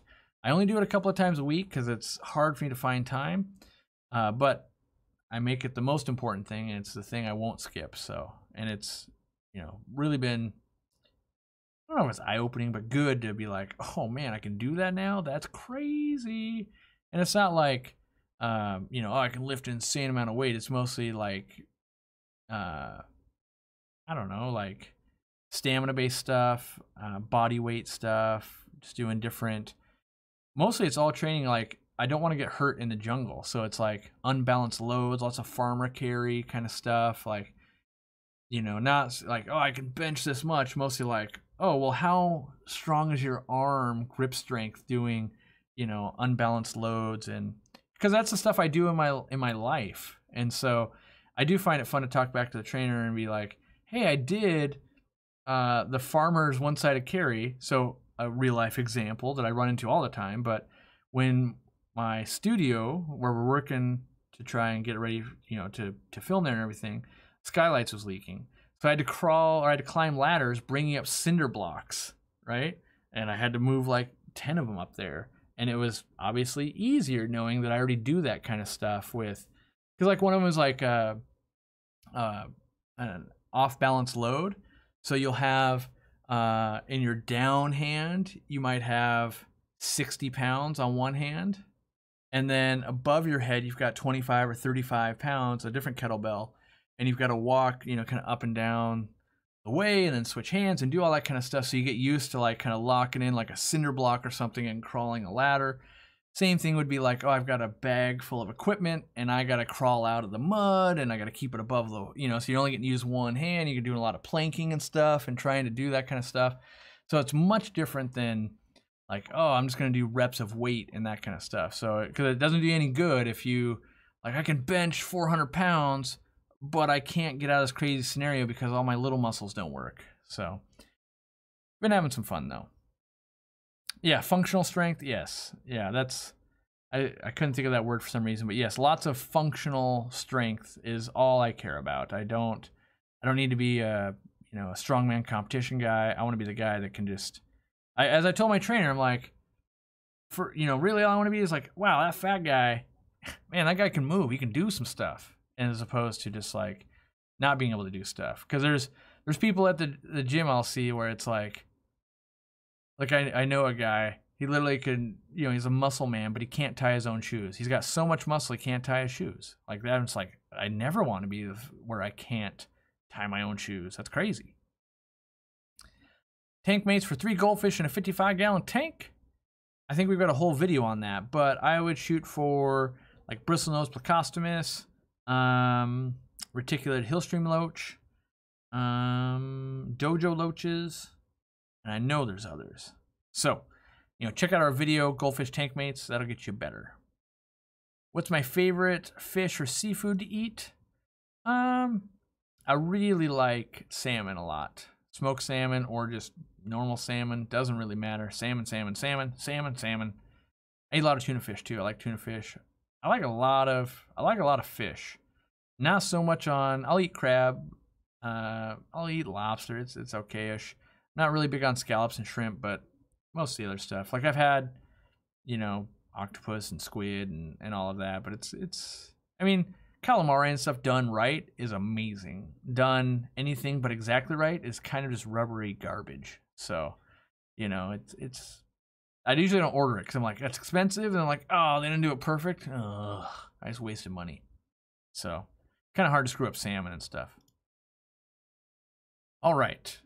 My stream is over. We're going to head over to Steenfod Aquatics. Now, I want to give you a little spiely. I know specifically he's going to do something, and I want to give you guys a heads up, so if you want to participate, you can. Today, he is doing a donation match. So what does that mean? That means if you go over there and you become a member, costs you $5. If you become a member, he's going to donate $5 to the local animal shelter. That's something that he's been working with that animal shelter. If you don't know, Bob actually donates like every Wednesday for as many years as I can remember. He goes and walks the dogs and does all that stuff for free just to help out because there's not enough people and there's too many dogs and that kind of stuff. And so Aquarium Co-op, we made a donation of a bunch of stuff on their wish list to keep the shelter going. And he asked me what I thought about the idea. I said, it's a great idea. People get to become a member. They can watch your content. And they know that the $5, so if you sign up, that $5 will go to the shelter. Now, if you stay on after, which hopefully you will because he's a good guy and you like what he does, then, he might make $5. But, at least that first one, you can see what he's all about. And, so you can head over there and hashtag donation. And it's a good time. $5, save some dogs. Cats, gerbils, what else they got? Rabbits, hamsters, I think. And he's got to do all that. And yeah, so I'm already a member and I've already donated. If it's something you're into, $5, go do it. If you're not, just show up and hang out. Hashtag donation and hang out with him. I'll be over there. I'm going to get some dinner because I had to scarf real quick before I got on here. But I appreciate you guys hanging out. I wanted to not miss 2 weeks in a row without doing a live stream. Do watch out for some member-only videos and stuff. We've been filming and making good progress. Please buy all of our stuff. Don't forget to subscribe if you haven't already. Thank you to the new members and the super chatters and all of that and those that showed up. If I didn't get your question answered and you need it answered, try hanging out on the forum. Someone will answer your question. If not me, someone else will. And we'll do as much as we can. Until next week, thanks for hanging out. And yeah, not have a good holiday. Well, obviously have a good holiday, but it's not time to say that yet. But hopefully have some good time. We'll see you in a week or so.